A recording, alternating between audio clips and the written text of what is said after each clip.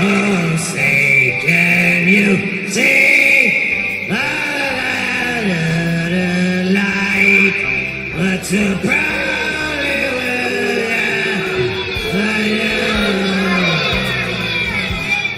shouldn't have turned down those cue cards. Oh. Welcome back. Second time today, United States of Australia. Not for me. I did a show last night. But we're back. It's an emergency show. We've never done an emergency show before, but shout out Shit Show for alerting me to this. I wasn't aware, and now we've got to talk about it. And I know Moody is sad Moody. It's not at Mahmood_Hikmet. So that ain't the real Moody. I was concerned for a moment. I was like, I don't know if Moody's going to fucking stick up for his boy here today. But no, it's not the real Moody. So it's all good. You know what else is all good? This man. I do my hair talk, check my nails. Baby, how you feeling? I feel like shit. Hair talk, check my nails. Baby, how you feeling? I feel like shit. Baby, how you feeling? I feel like shit. I don't even think I could make that face now if I tried. That's the thing. Yeah, you've definitely, you're slimming down. Tell the people again, how many pounds, Robbie? 60-ish. Could be 60-ish. back down to 55, depending on how, like, it's just... You vomited a lot this morning. Yeah, that's true. So it's probably 60. Good job, brother. Yeah. Anyone that wasn't here this morning, take your opportunity to fucking say well done to Robbie now. Got to encourage this fucking weight loss, although it will take a lot of comedy away from the show. Well, I mean, we've got like at least a good 3 years before mental illness. Yeah, we still got the mental illness. Well, they're now saying like my mental illness isn't as bad as they thought it was, and they're trying to take me off a bunch of my meds. We'll see how that goes. It's either going to go one of two ways, and I'm hoping it goes the way where nothing bad happens. You're the fucking man. Definitely down under. Is this Master Goggles? Is this Mr. Ruffles? Or is this just the dude? Thank God you survived the emergency alert, brother. Yeah, I was too busy pulling clips. I didn't hear shit. I don't know if it happened here. I didn't hear shit. But yeah, I saw you tweet about that. Don't know what happened there. The great and lovely James Bowman. I like this Aussie guy. And he's not the real Bowman. And also nice. Teo Hank says, well done, Robbie. Thanks, Teo. Uncle Hank. Shades Cal's here too. Hey, Shades. And of course, I like this Teo Hank guy. He hasn't said I like this Robbie guy, though. I haven't seen that in the chat. You have to super tip that now, Bowman, eh? Because you neglected him. Super tip. $1 per pound, I reckon. Anyway, it's an emergency show because, Robbie, and I know a lot of people are fucking talking shit about me. Nah, not a lot of people. One or two people are talking shit about me, the route we've gone with the show lately. The TSN stuff, now the Dabbleverse Live / Carl stuff. They're thinking there's, some sort of emotional thing going on with me. I don't like bullshit, I saw holier than thou and gay was what we were called earlier. So Pearl clutches, I think. Pearl clutches I saw. Oh, well, that's... I'm going to sound like Chad. Thing. We got sent screenshots. Screenshots and stuff. But yeah, there was a... At least he didn't... Whoever that didn't screenshot while I was in the middle of one of my ADHD fidgets. I looked decent in that screenshot. He could have got a lot worse. I love the little wins. Robbie's taking the little wins. Yeah, I was like... this could be worse for me, at least. Maybe that 60 pounds you lost was all the fucking depression, you know what I mean? Yeah. Now you're seeing the glass half full. Demonic pubes. Yeah, we heard the emergency alarm. Thank God no actual emergency, or we'd all be dead based on the reaction from the public. Yet nobody did any. I didn't know what happened. Honestly, I did not know what happened. I had no idea. That's wild. Dean has his period. Okay. Thanks, Bowman. All right, we got to get into this because I do have to pick the kids up from school in a little while. When's a little while? Me as much as the audience would like to get a time frame. An hour and 20. Okay. hour and 26 minutes, I think, is the absolute limit. Drop dead moment. Yeah. That point, I got to run to the school. You know what I mean? So, Okay, good to know. yeah. So what happened, you ask? T.O. Uncle Hank says, who are we going after, Mel? No, same shit. You'll see, T.O. No, Hank. Hank's better, more manly. What am I doing? What if T.O.'s his actual name and Hank's just like his last name or something? Whatever. He loves it. We're just talking about him. He loves it. Where are we? This one here. Entitled this one, The Mistake. Now, again, shout out to Shit Show or 5 Hit 5 Hole, as Eckle Pineapple would say You it. can't emulate the douchiness the way Eckle says it. Nobody can emulate the Eckle Pineapple's douchiness. That's for sure. So this is WATP on Saturday. Now, I am a Patreon subscriber, WATP. Their Saturday show is behind the paywall. And so Wednesdays he does with Adam Bush to the public. Saturdays is just behind the paywall, and then they release the clips of each segment. So, and lately, like I haven't watched the Saturday show in months. I enjoy Adam Bush. I like to tune in the Wednesday show, but even that's waning for me. But the Saturday show I haven't tuned into in months, so I wasn't aware of this. And Shit Show tweeted NJ Ranger today about this, and I said, "What? Let's go check this out." So, Kevin Brennan was upset this week, Robbie, because the great Flimsy Greenberg, friend of the show, NJ Ranger's co-host on NJR Live, obviously he's created Dabble Tip, but before that he created Dabble Dashboard, and he's created the Dabble leaderboard, for super chats on YouTube. And Kevin Brennan's not happy because, as we all know, Kevin Brennan is number one on YouTube, and nobody can ever challenge that. But unfortunately, Doom was leading for a few minutes one day, and I've lost my vape. Fuck, that's I need my vape. There it is. It's my binky. Doom was leading for a bit. Kevin melted down, and then he had to chastise Flimsy Greenberg with a phone call on his show. So we pick up here. WATP is going to cover that phone call, and we pick up as they're about to roll into it. And Misery Company's first place with $1,053, followed by Sit Down Zumach with $627. This All Sucks Granny Show at $277, and the Shuli Network at $175. You can look at this week and see that Misery Company is in the lead with $2,700, followed by the Shuli Network with $1,129. Now, of course, what's scintillating breakdown is anything outside of super chats and memberships on YouTube, because that is pulling in from the videos themselves. Flimsy set this up to pull in from the videos themselves. So there's no way to know what people are making on Super Tip or Patreon or whatever. My point is this. What do we do with this information? None of this matters. None of this matters. Who could possibly give a fuck about this? Oh, I know. Kevin Brennan. All he does, he has a subscription to Playboard, and he's constantly looking at it. And Wait a minute. Captain Deadfall? Yeah, that was kind of what was kind of your fault? Explain, Deadfall. What did you do?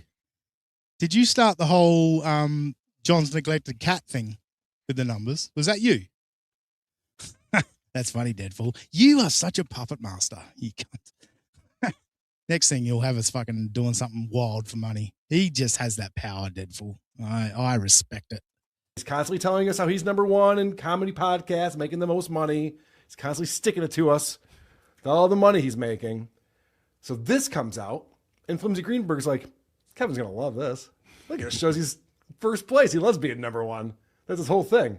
So Flimsy is a simp and is like, I can't wait for Kevin to give me all the What? Flimsy's a simp and can't wait for, let's just go back, all right? Because this is what triggered the Emergenshe Show. This fucking comment here. I don't know if it's fucking being up Moody's ass and Melton's ass or what. What did Flimsy Greenberg do to Carl Heberger? He was shitting on Double Tip with Blind Mike on Doubleverse Live, and now he's going to call him a simp for Kevin Brennan. Baumert says, Aussie guy, please ask Robbie to stop staring at me. How could he How could he stop staring at you, Baumet? He's I'm going to be thinking about that the entire show now. Thanks. It's strange how these guys, thank you, Shadescale. It's strange how these guys who rely on the shows to pay their mortgage and for Teslas never look at the numbers except for Kevin. Well, I mean, maybe they do, Shadescale. I don't know. I don't know. KB was yelling about, oh, here we go. I dropped some bangers on Doom. I'm Chandler. Oh, of course you're Chandler. Yeah. Oh, are we supposed to reveal that? That's all right. Nobody watches this show. It's fine. Nobody gives a fuck. Is that the actual Steel Toe Morning? No, I'm sorry. It's not. There's a fake one out. There's not the real one. Do yourself a favor. Leave my name out your mouth. I'm not in the mood. We're not talking about you, dude. Fake Steel Toe. We're not talking about fake Steel Toe. We're not even talking about real Steel Toe. It's all good. T.O. Flimsy didn't kiss his ass in AC. Dude, what's bonkers is Carl just called him a simp. We're about to play the call. Carl's about to play the call. He called him a fucking simp. Listen to this shit. Flimsy is a simp and is like, I can't wait for Kevin to give me all the praise, heap all the praise on me. I just did. He didn't. I'm right here. Hello. Flimsy. Yep. Why are you counting small sums of money? Unless it's fun. Yeah. Well, it's fun for you? Fun for all. Never did I think you. Final boss. Catch up, dude. Oh, what's the emergency? Carl called Flimsy Greenberg a simp for KB based on this clip. Just watch. All right. You can clip it. You can clip it. Actually, do clip it, will you? Get it out there. Might end up on Dabbleverse Live. Would have this kind of reaction, Kevin. Well, wait. Melton's already done this. So did I have a good reaction when he did it? He counted your money specifically, but did he put it on a leaderboard like this? Yeah. John's neglected cat. He counted everybody's money for months. Yeah. I don't know. What I mean, you like talking about everybody's money. What is your big rub with it? What a simp. You literally said you're counting everyone's money. What's your problem with it? What a fucking simp. You're a fag, Flimsy. Fucking suck it up to Kevin. It's late, so for a minute I was like, wait, are you joking, Ozzy? What are you, Chad Zumach? Jesus Yeah, Christ. Exactly. I was like, that doesn't sound simpy at all. Okay, good. I'm good. I'm glad I'm on the train. Shades Cal, does Kevin use the double dashboard? He did this week. That's why this happened. That's why this is happening, Shades. He saw it once.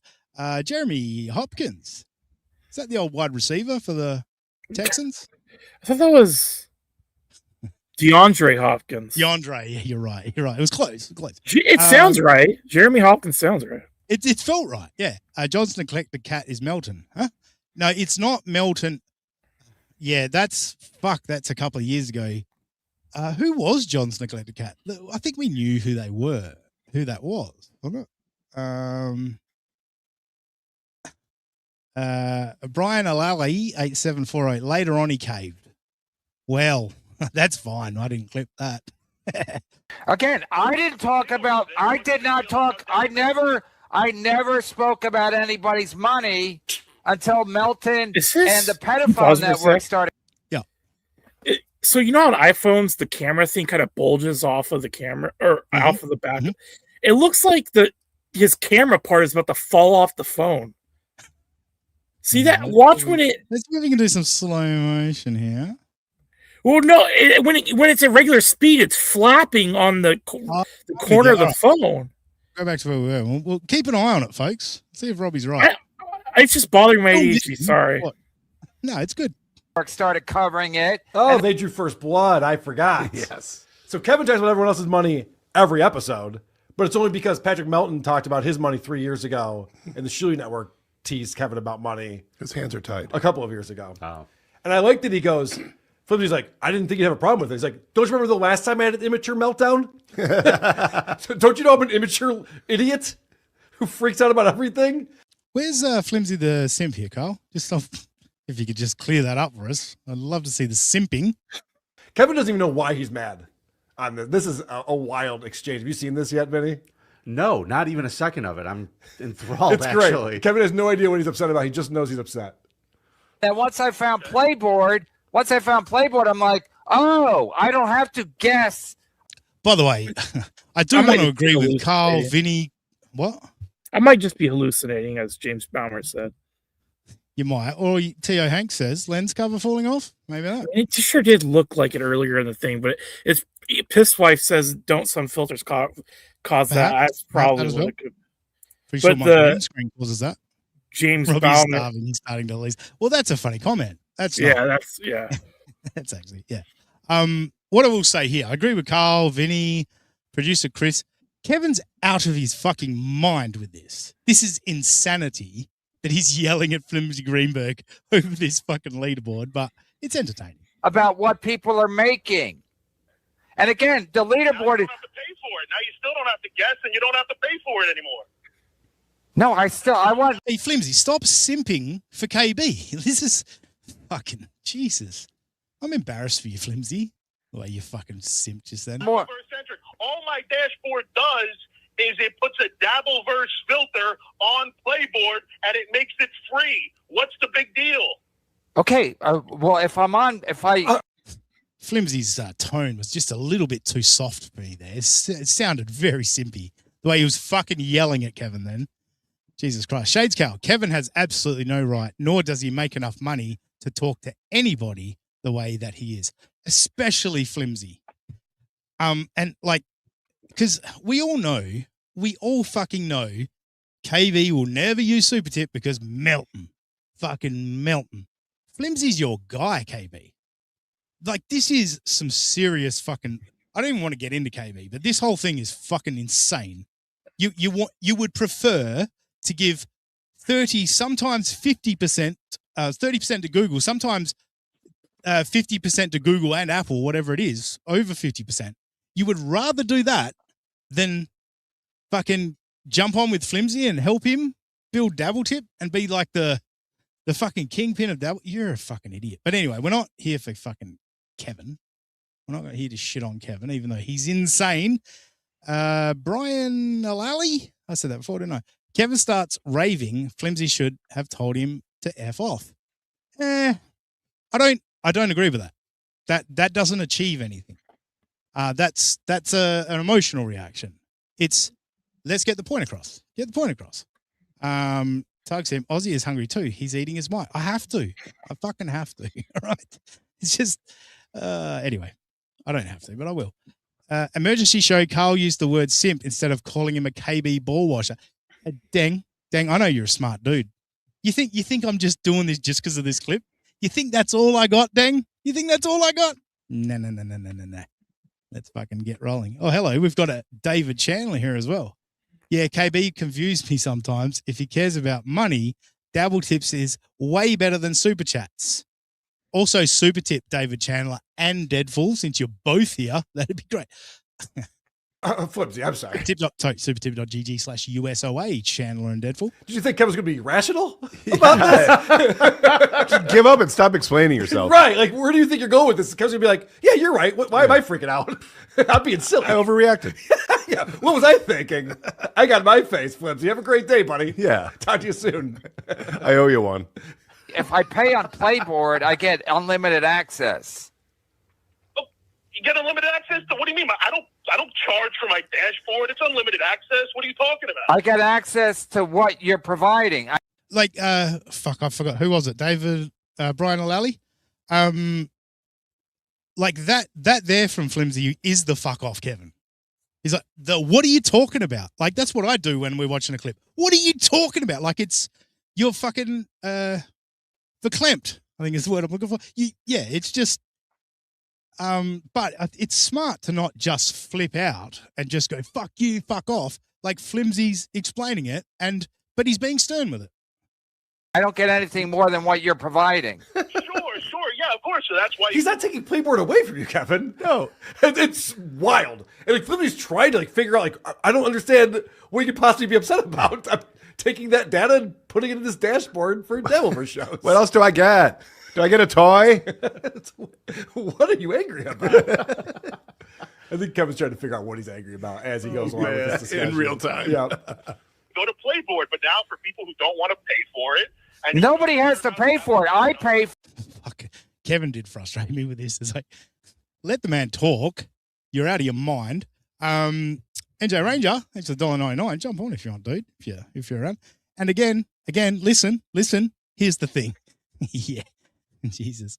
I'm not sure if it's about to come up now, but KB has a moment where he's like, he can still hear Flimsy making his point, so he has to like just keep repeating it just so no one can hear Flimsy making a solid point. For it because the dashboard and they can see it free. I mean, I don't see what the big problem is. No, there's not a problem. I'm just saying that It's not a problem. I just called you to yell at you on a live stream, but there's not a problem. It's all good. So you act like this is new. Melton already did this 3 years ago. All right, so Kevin's the king of moving the goalposts. Oh, yeah. Yeah. So he's like, I don't understand what the problem is. This is data that I'm collecting, and I put it up on a website, and people can go look at it. No, I don't know why you think this is a new thing that you invented. He didn't say that. I did not say that. He never said that. So I'm not sure why he's mad at Flimsy for that. And imagine if any of this mattered. Right. By the way, Carl spent this whole clip saying Flimsy's trying to do this and Flimsy's doing that. You don't even believe he's a simp, but you just had to take that dig, didn't you? Had to call him a simp. All right, we got one more from this little thing because it does drag on a little bit. You're just like, all right, come on, Kevin, get over it.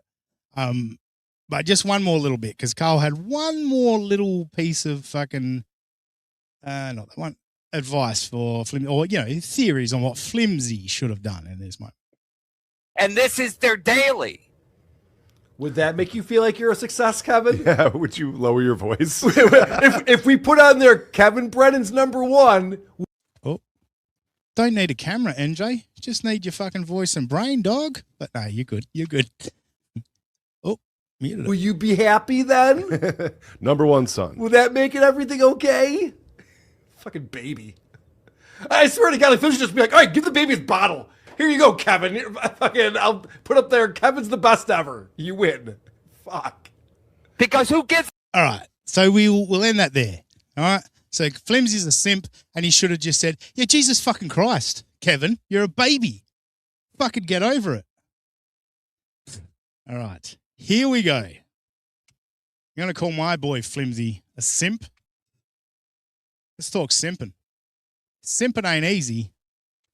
Although it comes easy to Carl, let me tell you. Wow. Who loses his gun after right before he gets arrested for strangulation on his girlfriend. Okay? Okay. All right. So he's going to play this video. Now, this is a video, if you're not familiar, that Ant's ex-girlfriend shot while they were in his house and then put it out on the internet. These people are very concerned about gun ownership. No one seems to be concerned about privacy in any way. I'd love to see someone take a video of Stuttering John at midnight in his. He just skipped over strangulation. Oh, he did it well, too. I'm not going to lie. Didn't even bat an eyelid at strangulation, but fucking privacy, man. Carl, what are you hiding, dude? Like, he's been going on for what, over a year about reading my private text messages. And now it's got Anthony's privacy when he's abusing his girlfriend. You know what I mean? He needs his privacy while that's going on. Privacy, man. Apartment. Right. See what's going on. Get that all over the internet. But Right. all right. So this is John. All right, so that's that one. we should be able to rip through these pretty quickly. I tried not to make them too long. A couple of them are fun. I saw Mersh in the chat before. There's a good one for you later, Mersh. Look forward to that. Now we move to, Robbie, you might remember a little gig at Rodney's, formerly Dangerfields. May have discussed it on this show. May have interviewed Carl about it. At that gig, obviously, Stuttering John got up there and read the old police report from Anthony Cumia's arrest and eventually charged for, domestic abuse, whatever you want to call it. Now, one thing I want to pop in just here. John mentioned the strangulation part of it, right? Now, Chad Zumok stole credit cards, you know what I mean? Got arrested for all that shit. He pled to something else. You know what I mean? So Chad's like, no, it was never, I didn't do that because this is what I pled to. He fucking crashed his car into a tree when he was drunk. He's like, no, I pled to the, you know what I mean? Like, so Chad's like, no, you can't say I did that. Like, this is all that's on the record. All right. So John mentioned strangulation. Anthony pled to biting. Strangulation's in the police report, but biting was the charge, the conviction, so to speak. So that's interesting. Nobody ever points that out. Like Anthony gets the benefit of the doubt. You know, well, you pled to what you actually did. Whereas Chad, no, he did some other crazy shit and pled it down. You know what I mean? But anyway, let's get to this fun moment. Oh, Deadfall, we're getting to that. We're getting to this. I don't know. Some of them like a little strangulation. And same nice guy Mersh. Sometimes choking a bitch is necessary. You actually say that later, Mersh. You do say that later. And again, I'm not here to argue with you guys about your opinions on it all. Carl called Flimsy a simp for that conversation with Kevin Brennan. Anyway, let's go to Rodney's. Oh, sorry. Great. The aftermath of Rodney's. This is Carl recapping it with Lucy Tightbox and producer Chris. Great. This is kind of a funny line from a heckler. Mr. Cumbia, playing a publicly admitted on the show to biting the victim's hand, saying he was pissed and out of his mind. Good one, boss! Now, I understand there was no comedy going on at this show, but, I mean, dude, good one, boss, was the zinger. That's a fucking banger line. Yeah, good one. You bitter. Great job, boss. Look at Carl. He's as happy as he's ever been for that line. This guy loves women. He loves women. Good one, boss. The biggest laugh of the night. Yeah. The line so twice, he said it twice. Listen, I don't promote domestic violence, but if there's anyone who's ever had it coming, Danny Brand was a real fucking piece of shit. Wow. Why didn't Flimsy say that? If anyone had it coming, Kevin, it was you. You're a real piece of shit. That's why I created the Dabble fucking leaderboard, because you're a real piece of shit. Now, we've played that one before on this show. I played that one to Carl when I interviewed him. Just said, you know, is that a great look, Carl, to be saying that? Like, for people, and again, we've seen Mersh. Obviously, we're going to hear Mersh's thoughts on this later, but, you know, Mersh has got his opinions on Danny Brand. People have their opinions on Danny Brand. But from a optics point of view, from the average person that doesn't know the story, here's you going, oh, if anyone ever deserved it, is this fucking bitch. You know, like, it's not great optics, not something you should be doing. Anyway, we move on to the next one. It is privacy again. Carl and his privacy. He loves privacy. It's like Howard Show is unlistenable. I don't know what you're talking about. Does this help the gay rumors, by the way? Carl is pretty obsessed with privacy. You don't want that shit getting out. You know what I mean? You fucking recording someone in their house. What if I was taking dick in the ass? You know what I mean? Like, Jesus. Howard is, and it's like Howard Show is unlistenable. I don't know what you're talking about, but okay, if you say so. But the big gotcha. Oh, hang on. Sorry. Tug Sim. Is that not the real Merge? So many fake accounts in chat. How? There's only 38 people here. How are they all fake? Is that the real Tug Sim? I don't even know anymore. I'm not even reacting to the chat anymore. Moment at the end is they show Anthony's Danny Brand video where they're in Anthony's living room and him and his girlfriend are having an argument. I don't know how they get that cleared to show that on television. It seems illegal. They would just show a video that somebody took from somebody's house. Carl, you ever heard of Donald Sterling or Mel Gibson? Like, what the fuck are you talking about? See, I just did the flimsy. What the fuck are you talking about, you idiot? Like, yeah. Oh, also, hang on a minute. What was that? What was that fucking pay-per-view they had? Fucking Double House, Carl. Hey, hang on. Let's just go back. How they get that cleared to show that on television? It seems illegal. They would just show a video that somebody took from somebody's house when they're in the middle of an argument. Oh, wait. FKA Mommy. Remember that when FKA Mommy went into Starring John's house and filmed it? Don't fucking question me. If it's the real Merch, I don't know your fucking handle. And if it's not the real Merch, fuck you. How about that? There we go. I think we're all square here. So yeah, Carl's private. He is just the crime here, but with Danny Brand and Anthony Cumia, the crime here was that Danny Brand had Periscope. How dare you have Periscope and live stream your shenanigans? Let's maybe control yourself, Anthony. But we've got more clips. I've got thoughts, but yeah, this one's good. I called this one Amazing Awareness. I don't remember why though. Still happened. You could have been a comedian and also gotten booed off the stage. That for me would be the better case scenario than this. All right, I'm fucking sick of this. Right, I know they were reacting to this at the time.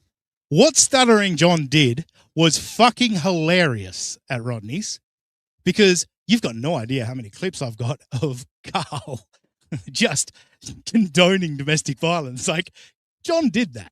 Stuttering John did that. He made Carl condone domestic violence. I think it's great. Very, very funny. And when Stuttering John, when he started reading it, and then the crowd just fucking turned and started booing. The best fucking moment ever. And I still stand by it. It's the greatest performance of John's career, when he's reading it and he put the papers down and they're fucking booing him and heckling him. And he just looked around the room. He looked at everyone. He drank it in. And then he just lifted the paper back up and started reading again. I was like, that is a fucking boss move, John. Every time I hear about it again and I hear people like this going, you could have done comedy. You could have done comedy. I was like, no, this is great. This is funny to me, watching how upset you are that he didn't do comedy.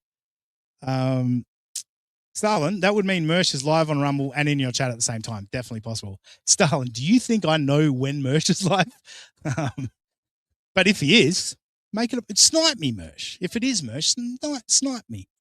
I mean, why? Nice guy Mersh, fake Mersh, whatever. I'm the American. What's your tone? I mean, why do you come here? Why here?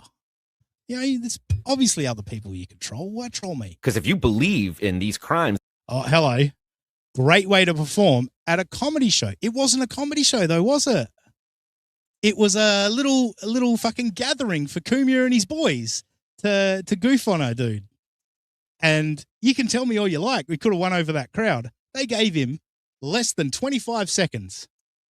Who knows what he would have done after that?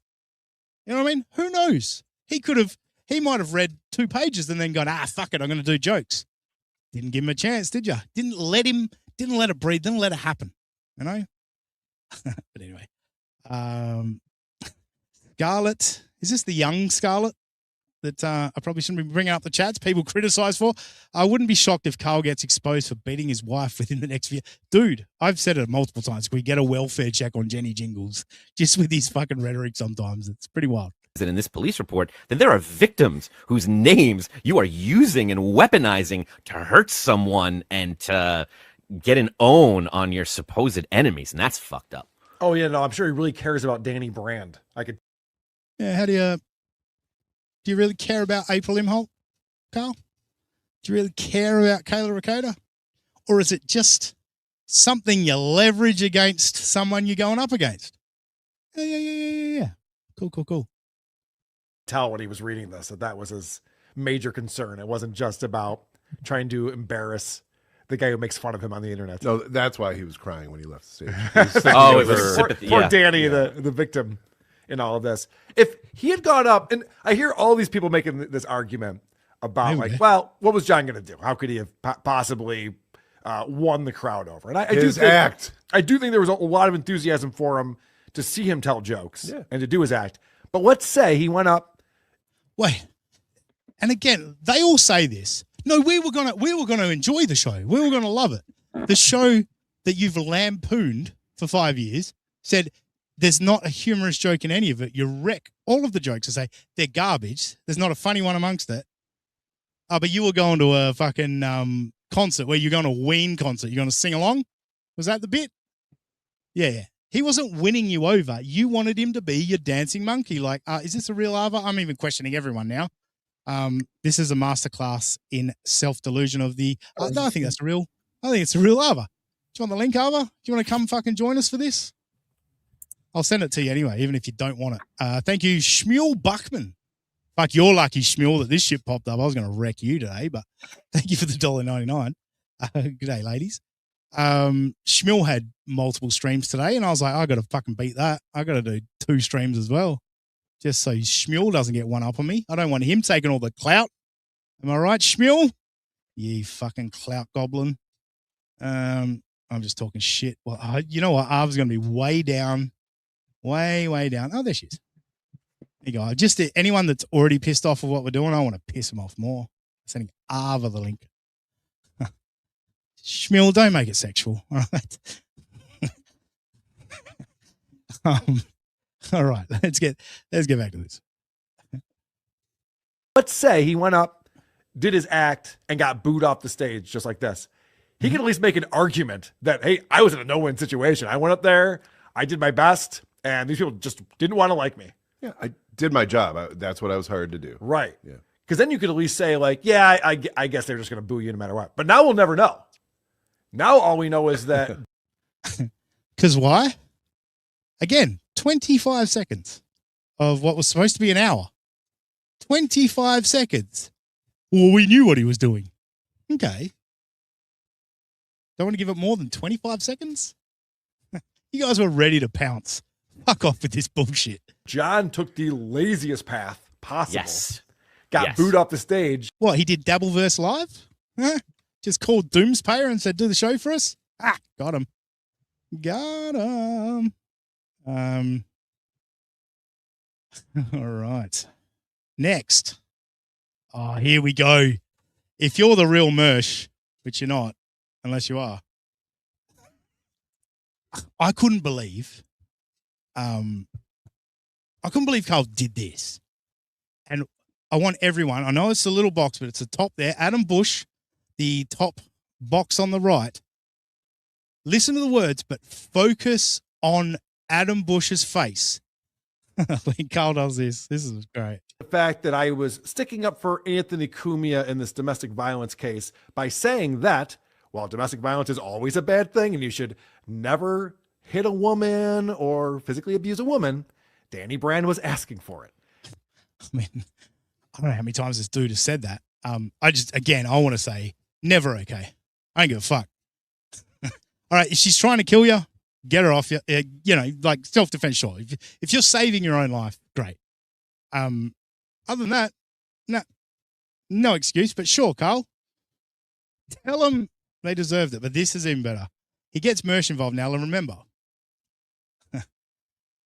not long before this, I forget how long before this, the old Dabble, what's the fucking Dabble? No, not Dabble. Content Hotel? Was that what it was called? The Chrissy Mayer gimmick? It was something hotel, but it wasn't Dabble Hotel. No, it wasn't Dabble. Content. It was Content. Yeah, Content Hotel. Mersh was criticizing that, and Carl came on screen and said, Mersh's a fucking loser and all this shit. Yeah, he was ripping Mersh, and then that's when Mersh fucking turned on Carl, and, you know, the big split happened between ROTC and WATP. Now, Carl, his back's against the wall, saying women deserve to be beaten, he calls on Mersh to pull him out of this. Now, again, watch Adam Bush up the top right-hand corner. Just watch him through this. And you have to look at the fact that Danny Brand was antagonizing him over and over again, trying to get the reaction that she got, finally got it, filmed the aftermath, posted it all online, couldn't wait for all of that to happen. And so they're continuing to be like, for shame that Carl would say such a horrendous thing. And they bring this up to Mersh, who doesn't like me and doesn't like Anthony Cumia. This flawless, Carl. Good point. He doesn't like either of you. So he must be right. Good point. Okay, can I clarify that? Please. Again, not a Carl fan. If you want a moral F slur all you want, JMO, Danny Brand absolutely deserved it. Go watch those Periscope videos. She's a habitual button pusher. All right? Well, don't go watch them. Privacy, all right? Anthony needs his privacy. We can't. Remember, Carl was upset about the privacy, so we can't go watch them. But yeah, deserved it.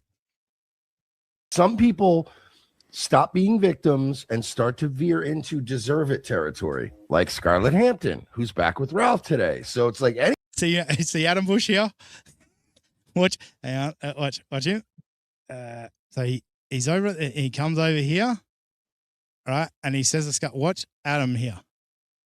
Like Scarlett Hampton, who's back with Ralph today. So it's like anything that happens to her, are we really going to sit around and go, "Oh no, that poor victim"? Sorry. Good points. You had 3 chances to fucking get clear of this guy, and you didn't. Hey, Carl, what about Kayla Ricada? You remember the fight you've been having with Kiki over Dabbleverse Live over the last couple of weeks? Where Kiki said she deserved it because she was a whore. Remember that? You've been fucking moral fagging about that, whatever fucking Mersh said. Like consistency, like people, say we got what was it, a comment, we're gayer and bigger pearl clutches than Carl. I mean, I clutch my pearls over abuse of women, men abusing women. Yeah, I'll clutch my pearls on that. You shouldn't do it. You shouldn't do it. Never, ever. All right? And I've got more passionate about it since I had a daughter. All right? Because it's fucking, So, I will moral fag about beating women. So one of the things that I like to do on my show called The Creep Off is a little thing we call victim blaming. And sometimes it's appropriate. I know it sounds like a horrific. I thought he was going to turn that into. It does sound. I love how he's like, I know it sounds horrific. Well, I was going to say, I thought his angle there was going to be, it's a bit, guys. Like we do it on The Creep Off. It's a comedy show. It's a bit. No. Let's double down on that shit. One of the things that I like to do on my show called The Creep Off is a little thing we call victim blaming. And sometimes it's appropriate. I know it sounds like a horrific thing. No, you guys are really good at it. It sounds like a really bad thing to do, blaming a victim, but sometimes they have it coming. Fake Mersh or not, if Mersh is listening at some point, I already covered it. Scarlett was faking the whole situation. This is what I loved. And Mersh did actually do this with Matt Mead. When they broke up and Matt got with Ethan Ralph, Matt. We may as well have. But Scarlett got with Ethan Ralph and showed that she was crazy because she is crazy. She's all fucked up, right? Matt Mead's now innocent. Look, she got Ralph to flip out too, so it's all her. Or you've got an anger issue and you can't control yourself. Maybe Anthony's got an anger issue and maybe it's not Danny Brand because guess what, folks? My son this morning was infuriating. He was fucking yelling at the top of his lungs. He was doing the opposite of what I was asking him to do, just deliberately disobeying me. What if I beat the shit out of him? Is that fair? No, it's not. I have to control myself and teach him the right way to behave. You don't just fucking beat up people smaller than you because they're annoying. They're allowed to be annoying. Steel Toe Morning Show, the fake one. So you know how I feel. You have a daughter, but you still ball wash me. How long since I've fucking ball washed for Melton? I haven't watched his show in months. Fake Steel Toe. Right? Has he done a show in months? I thought good point. He's been off for months, but like even before Hacker. I didn't mean to mention this. No, you make a good point. But even before Hackamania, like it had been a while because fucking Steel Toe got a HRO and he stopped talking about Steel Toe. And then some of the shit I just find boring, like the fat stuff when he's covering fat people. And but he's fat. Does he make fun of people for being fat? Yeah. Sorry, yeah, that's his whole bit. That's his whole bit. What's my goal? What is higher it? than it is right now. Yeah, anything you got, just empty out your pockets, and then throw dimes at us. In your bank account, and then go to supertip.gg/USOA. Once again, tumbleweeds over here at supertip.gg/USA. I don't think Rover's going to be awake at this time of the morning, so he's not going to bail us out today. No Rover to bail us out. Who's going to bail us out? Is it you, Baumet? I know it won't be the pineapple. Drunken Donuts is a cunt, so he won't do it. But I don't even know. Drunken Donuts is always in Shmuel's chat, and I just assume Shmuel hates him. Just get that tone off of it. PayPal, Streamlabs, Venmo, Super Chat. Oh, not Super Chats for Steel Toe anymore. You've just reminded me, fake Steel Toe. Remember when Steel Toe and I were just having a bit of a chat on Emergenshe Show? You know what I mean? Steel Toe after that was making fun of me for not being monetized. Dude's not even monetized. What a loser. How's that work out for you, Steel Toe? Hey? Someone send me a super chat right now. Wait, here's an old one I can pull up. See that, Steel Toe? Anyway, I'm off track. Oh, muted instead of play. And I'm glad that Mersh, with his recent experience with Scarlett and Ralph, seeing how she just keeps going back to him and hanging out with them, he's just like, yeah, some people set themselves up for a bad thing to happen to them. And then a bad thing happens to them. And it's hard to feel bad for them when that happens. Yeah, so again, like the Aaron Himholtz stuff. Like what's the threshold here? Like when does it become like evil and when is it like when's the guy evil and when she's evil? Like what's the threshold? Because all we know about Aaron and April is Ashley LaRue's recounting of what April told her. April's never said it. Now, and fuck, I'm defending Steel Toe here just for this. But like in terms of, I believe it. I believe like Aaron's own story explaining that we were nose to nose and fucking blah, blah, blah. Like to me, that's abuse. But did he headbutt her? Did he choke her till she couldn't breathe? I don't know. I wasn't there. But we believe Ashley LaRue who wasn't there. All right. But in this instance, Danny Brand says she got fucking abused. But no, it's Anthony Cumia. Remember, he's funny. So he couldn't have abused someone. Shades Cal, $1.99 super sticker. Thank you. Came through to stick it to Steel Toe. Take that, Steel Toe. We're monetized on YouTube. You don't even do shows on YouTube. Imagine that. Underrated SJ nickname, Shoulderless Chris. You know what? I've never actually paid attention to that, but you're right. You're fucking right. That is a ramp. You know what I mean? They are falling away. It does kind of look like one of that Shriners kid on the late night Fox News commercials. Don't ask how I know, but commercials are on Fox News late at night. But Shadescale, Dean, thank you for so much for saying that. All we have is Ashley LaRue's account. Patrick made it into something, and it should not have been.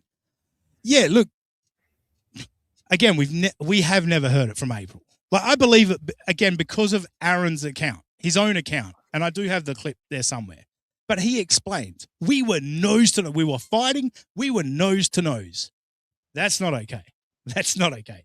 Especially when you're 6'2" and she's 5'8" or whatever. That's very intimidating. And yeah, that's. But yeah, Shadescale from a legal standpoint, 100%. From a legal standpoint, they got nothing on Aaron. They've got a guilty plea from Anthony Cumia. But we've also got a guilty plea for revenge porn and fucking harassment and shit. So, you know, things start to even up there. Anyway, I sent Mersh a note thanking him for being real, you know? He's not just... Wow. So look at Adam Bush. And I'm sitting here watching this clip today because I couldn't remember Adam Bush's reaction to this. And I was like, Adam, come on, dog. I saw your face. I saw your face throughout all that. What are you going to do here? Because if you say nothing, I'm about to destroy Adam Bush. Always playing the fuck Carl character like some of these people are, like $2 Dan. Just everything I say is just, oh my gosh, I can't believe anyone would ever say such a thing. Oh, isn't this horrible? Whereas Bush is like, I don't like Carl at all for this reason, this reason, this reason. But he's kind of right about this. He agrees with me on another thing. I forget what it is. But anyway, not the point. The point is, thanks Mersh for being a real person. Mm-hmm. Not just a clickbaiter. For the future, bringing up Mersh to back up an argument like that does not hold a lot of water. No. Doesn't really help further the argument at all. In fact, it kind of moves it in the other direction. Like, oh, shit, this guy. For sure. Yes. Yes. I'm painting myself in a very, very bad light here. You think? People have been giving a lot of shit for saying that she deserved it. Well, I've come across a clip of a giant piece of shit loser that is saying the same thing as me. And he doesn't agree with me usually, but he agrees with me on this. So got to play it. This is fun times. Look, I appreciate Adam for speaking up. I'm going to go ahead and say pretty weak, though. Like, say, what the fuck are you doing, Carl? This is insane. You know, like what Carl wanted Flimsy to do? Remember when Flimsy was being a simp to KB? He was supposed to tell him to fuck off? Well, turns out Adam Bush is a Carl simp. Just being all soft about it. Oh, you think we're done with this? You think we're done with this? No, I've got plenty more. I didn't even know I had all these until I started fucking going through filmot.com. What have we got? Horn for Violence is the title of the next clip. Let's have a look at that. Anonymous, $5. How many times did Stuttering John play the Danny Brand video from Anthony's living room? Many times. Yes. Can't get enough of it. I was waiting for him to go to that, actually. He probably did. Yeah. How many times has Carl brought up head butted and choked till she couldn't breathe? At least there's video of the Danny Brand thing. It's just a fucking piece of paper that Ashley LaRue filled out. Someone get this as steel toe, by the way. I fucking feel sick right now. It's the one thing. It's the common thread in mine and Steel Toe's DMs is I say you abused April. He says I didn't. You know what I mean? That is the one thing that we constantly talk about. And I'm having to sit here and go, well, to be fair to Aaron, April never said it. Blah, blah, blah. We got to, yeah, anyway. Ben asked Carl for fantasy. We don't need any more of this clip. Actually, I just left it too long. Just wanted to, that was just to mention the fact that, again, Aaron's victims, sold to the earth, you know, they didn't deserve it. This one is titled Bad Edit, Bad Take. Bad edit because I was shitting on someone from Shirley's Anonymous the other day for not getting their screen recordings right. And when I went to edit this one, I was like, fuck. An important part of the clip is playing while there's the pause stuff on the screen. So just because I was shitting on people for it the other day, I do have to acknowledge that I fucked up. Yeah. Guy. He's not well. This is a right-wing loon. Wow. Who loses his gun after he, like right before he gets arrested for strangulation on his girlfriend. Why is this clip so short? I think I've uploaded the wrong fucking clip. You got to be kidding me. That clip's way too short for what I wanted. Fuck. All right, that's my bad. That's a double fucking negative there, isn't it? Which makes it a positive, doesn't it? Little I know about math, that does sound like something my math teacher once said, while then calling me a retard for not understanding it. Yeah, two negatives multiplied is a positive. Right? Yeah. I don't know about that part. Again, we've heard before, privacy matters to Carl. Don't give a fuck about women getting beaten, just privacy. Can we have our privacy? John gave to Cardiff this week when Cardiff brought up because John's like, I don't show films of people getting pulled over. Yeah, I knew you'd fucking come running. You fucking attention whore. Welcome over. What's up? Not much, just Carl talks some shit about Flimsy, and I'm not taking that. By the way, I haven't actually taken the moment to say this. Flimsy is a fucking stand-up guy that is doing something, that at the end of the day isn't an extra service for everyone in the Dabbleverse. I didn't know anything Carl has about taken some weird shots at him, and this one just pissed me off today because I was like, you know how easily I can pull clips of you being a fucking simp asshole for Anthony Cumia? I didn't know anything about him until he started this dabble tip thing, and then anytime he's on a camera, he's just being reasonable and nice, and just seemed like he just tried to put out this service to help people make more money, and everyone's yelling at him for it. It's just so weird. It is. Yeah. And at the end of the day, it was not supposed to be for KB. Of course, like Flimsy didn't create it for KB, but KB will never use Super Tip. And so found a everyone way to thought make more money for people that do this thing. That's all he did. Yeah. But yeah, the whole thing was KB hates Melton and will never use Super Tip. So everyone, when Dabble Tip comes up, hey, Flimsy's a KB guy. Of course KB will jump on Dabble Tip. And KB's got this weird mentally ill obsession with being number one on YouTube. I don't know when Mr. Beast handed over the fucking crown, but I think this moment the like rollout of Dabble Tip and then like that leaderboard showing is like this is everything you ever want to see about KB, and like he's honestly reminding me, like, you know that movie The Thing, like John Carpenter, like KB's morphing into like like he's just turning it, his mouth is hanging open and like and those just, like, teeth. it's like this has broke him because he needs to just do this delusion that he's winning on just these terms that don't make sense, which is I'm only using the YouTube super chats. It's like, well, that doesn't measure how much money people are making. But this is just breaking him. Ruru Rara, I can still see KB on DT eventually. I agree. Just because Flimsy. And again, Flimsy, people saying that Flimsy should, did we read that? We didn't, did we? No. Word salad. Sorry, word salad. We play the Mariners tomorrow. Go Dodgers. Agreed. Go Dodgers. Go Mariners. Well, when the fuck did you become a Dodgers fan? I thought you were a White Sox fan. How many times have we fucking talked about this? I always get confused. I got a White Sox jersey because of Jordan. That's Jordan, right. Go. Yes. And we'll have this conversation in 6 months, and I'll be like, "That's right," because I'm never going to remember. Yes, you always forget that I'm a Dodgers fan. Shadescale, Dean is doing the Lord's work in the final hour, our Lord's Day. You really are, like, you just bringing up what happened with the Rodney's and the Carl thing. It really is just worth driving that in, because it was this moment where everyone showed the depravity and just how much they have no legs to stand on. And this whole system, this whole Dabbleverse, which is like predicated on this moral high ground, was just shown to just be absent. Just this monolith of just this disgusting, like, it's like the cesspool of everyone and their clout and the people that just want to do this because they want to, like, maybe not lose a gig or like kill me on their show and all that. Everyone just showed themselves for like the vermin that they are. And so good on you. We all know this is sarcasm. Yeah, thanks, Dean. You are a hero from Eckle Pineapple. Hey, Eckle, you know what? You know what, mate? I'm sorry for saying I'd covered Shmuel first. You did. Why don't you just... I didn't know you did it fucking 20 days before me. My bad, bro. My bad. There you go. There's your public apology. Why don't you just do another gay passive-aggressive stream where you bicker at your co-host for being a couple minutes late and not sending an email in time? You fucking... Oh, you're sticking up for Mumbling Nick, are you? No, that's what's annoying about it. It's like, I want to be on Eccles' side. I'm on Eccles' side. Yeah. Mumbling Nick was on the show this morning, and I said to him, I was like, you kept saying being late had nothing to do with it. I said, dude, if you can't see how being late had something to do with it, you're insane. It clearly had something to do with it.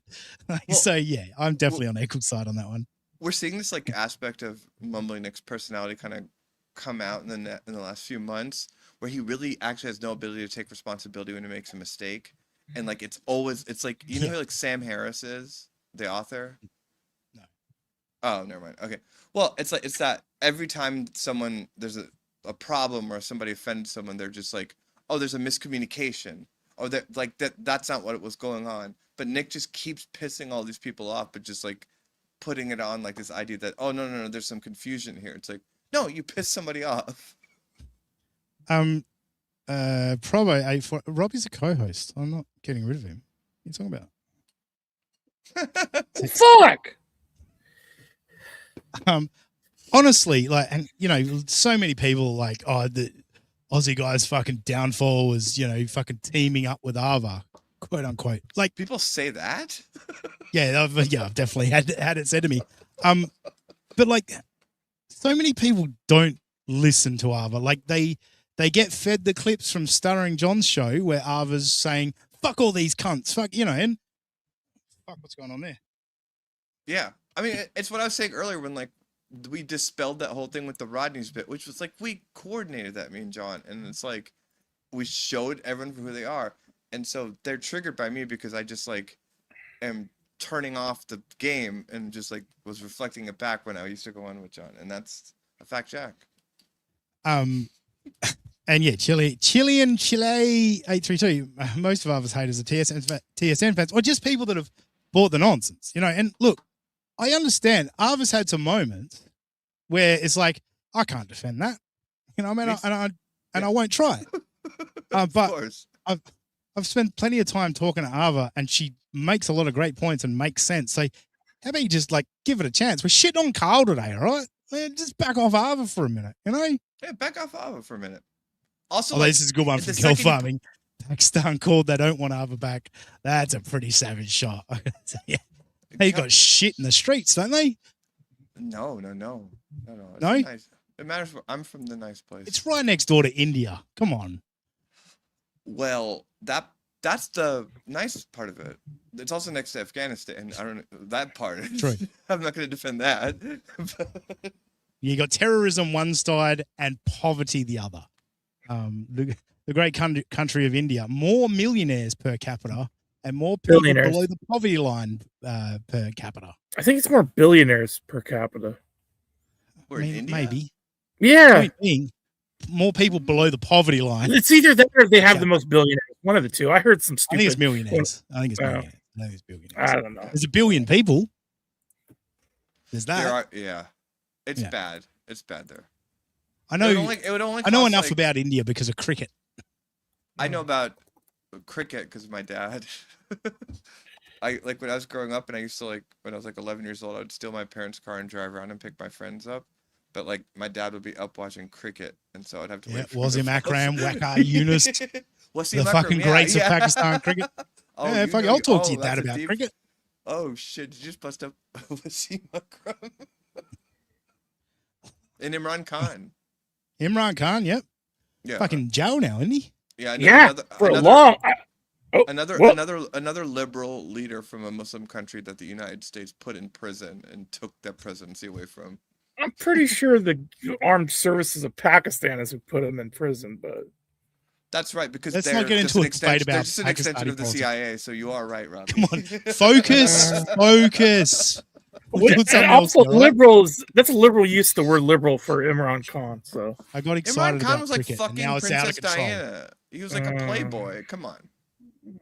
It's a Pakistan. It's a Muslim. See, liberal. now kelp farming's annoyed me. Yeah, that's what I'm saying. It's a liberal use of the word liberal. No, I'm not. But look at me. Look at how our freak flags could fly if we were allowed to. Us Muslims. Look at what I did with it. Yeah. All right, go ahead. Fucking put some tits on her chest and said, "Deal with it." Body cam footage. That's not what I do. And then Cardiff goes, "Didn't you show the Danny Brand video from inside Anthony Cubia's living room?" And Jack goes, "That was everywhere at that point. Everyone had seen that, so it's okay when I do it." Which is true, Carl. But what wasn't everywhere? Phone calls for Kate Meany. They were actually private. Remember privacy, Carl? 3 clips I've played today. You're ranting about privacy. Anthony Cumia needs privacy. The Stuttering John doesn't deserve privacy if he's trying to hit on a 24-year-old girl. How dare you? How dare you try and hook up with a woman you think is attractive? Now we got to fucking blast this all over the internet, you cunt. And not have the police called. Yes, that too. Good point, actually, yeah. It's worth mentioning that strangulation. Yeah. John didn't I'm sure. John has never strangled a woman and had the police called on him. Yeah.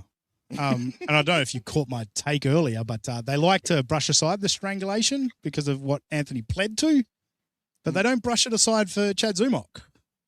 No, it seems as Chad if Zumach is what we assumed happened, not what he pled to, you know? So it's all good. That's right. All good. Even that clip you just played, like Carl's mocking the idea of like, oh, this happened before, but that was his argument to defend Cumia. Or it's like, oh, let's not talk about what Cumia did before. That was a long time ago. Everyone already knew about that. Who do you think that's affected? Well, I'll tell you, Carl. Because you called the great Flimsy Greenberg, that was Privacy Matters, you called him a simp? Oh, boy. So you guys heard the clip earlier. Flimsy stood up for himself. He was explaining himself. I apologize. Here's the closer, folks. Watch this. You want to talk simping. You want to talk simp. Oh, boy. Oh, watch this. I didn't talk about the Anthony Cumia, Danny Brand domestic dispute that went on at the house where I was arrested. All right, we'll come back to this. So far, so good. He's obviously good. We'll come back to this. Because Anthony was going to go off on Stuttering John. And let's tune in live. Let's tune in live. We'll watch Anthony do it. And then this happens. Hang on. At the house where I was arrested. All right, we'll come back to this. He's obviously He's going on the through- defensive. Yeah, Come he's a little on. on the defensive right now. I'm surprised. I guess he's just addressing everything I know, that he wants John to was get it all saying out of the about way. him. Simping ain't easy, Carl. Simping ain't easy. One of the That's most- some. Sorry, That's go ahead. simping right there. Oh, let's not bring up old stuff. You know, we don't want to upset this is a tough time for him because John, was talking about his police report and shit. We got to take the pressure off Anthony. This is a man that needs to recover from strangling a woman. He's tired. He's exhausted. Exhausted. Completely exhausted. You know what's not exhausted? Supertip.gg/USOA. He hasn't moved. Well, actually, I think you could say it is exhausting because it hasn't moved. Well, that's probably true. Yeah. Do you remember? I'm sure the money's been flying in and it just hasn't moved. Like two things. Like one, do you remember Anthony's response? Like John brought this up and made Anthony have to answer to it. And Anthony Which said, was great, by the way. Another win for the John. Yeah, it worked. And so when Anthony finally had to defend, he said, "Me and Danny Brand went to the mall that next day and we bought cellular phones because he broke them." But he was like, and the implication is, so I didn't hit her. Because if I hit her, she wouldn't have let me buy her a cell phone at the mall the next day. Chris Benoit spent the weekend in the house with his dead wife and child. So, there is levels to this shit, but yeah, sure. Ruru Rara, LOL at veto judging. Yeah, that's pretty good, isn't it? That was a different time, Ruru Rara. It was before veto had fully. Oh wait, no, veto's always been like that. Good point. I haven't said this because it's hard to navigate saying it without potentially getting sued for defamation now because Anthony Cumia and Julia are just anti-free speech. But well, no. Before you go on, surely cannot. Well, actually, no. His fucking simps would probably fund him suing you because they fucking hate you. I don't think Anthony would sue you. I'll say that. They've begged them to sue me. It's fucking insanity. And they send me messages all the time like, "Wait for it, Kumi's gonna sue you." I was like, Kumi's not. Not to give him credit, but I'm suing Alvarez is beneath Anthony Kumi. But no, it's like actually, I'm gonna go to Reddit. I'm gonna find a fucking clip because I actually wanted to talk about this on Sunday and I forgot about it. It mentions you, Arvin, since you're here. Okay. I think that's important. Actually, where's my fucking notes? Maybe it was in my notes and I just didn't get to learning from you chastising Nick this morning. I'll talk while you're looking for it. Thank you very much. Yeah. I appreciate that. Yeah, I've got to search it. If you could, yeah, go cook, Ava, piss the people off. When they made the argument about just all the responses to John doing that stand-up set, it was like, oh, it's just old. Anthony's dealt with it. He's totally fine with it.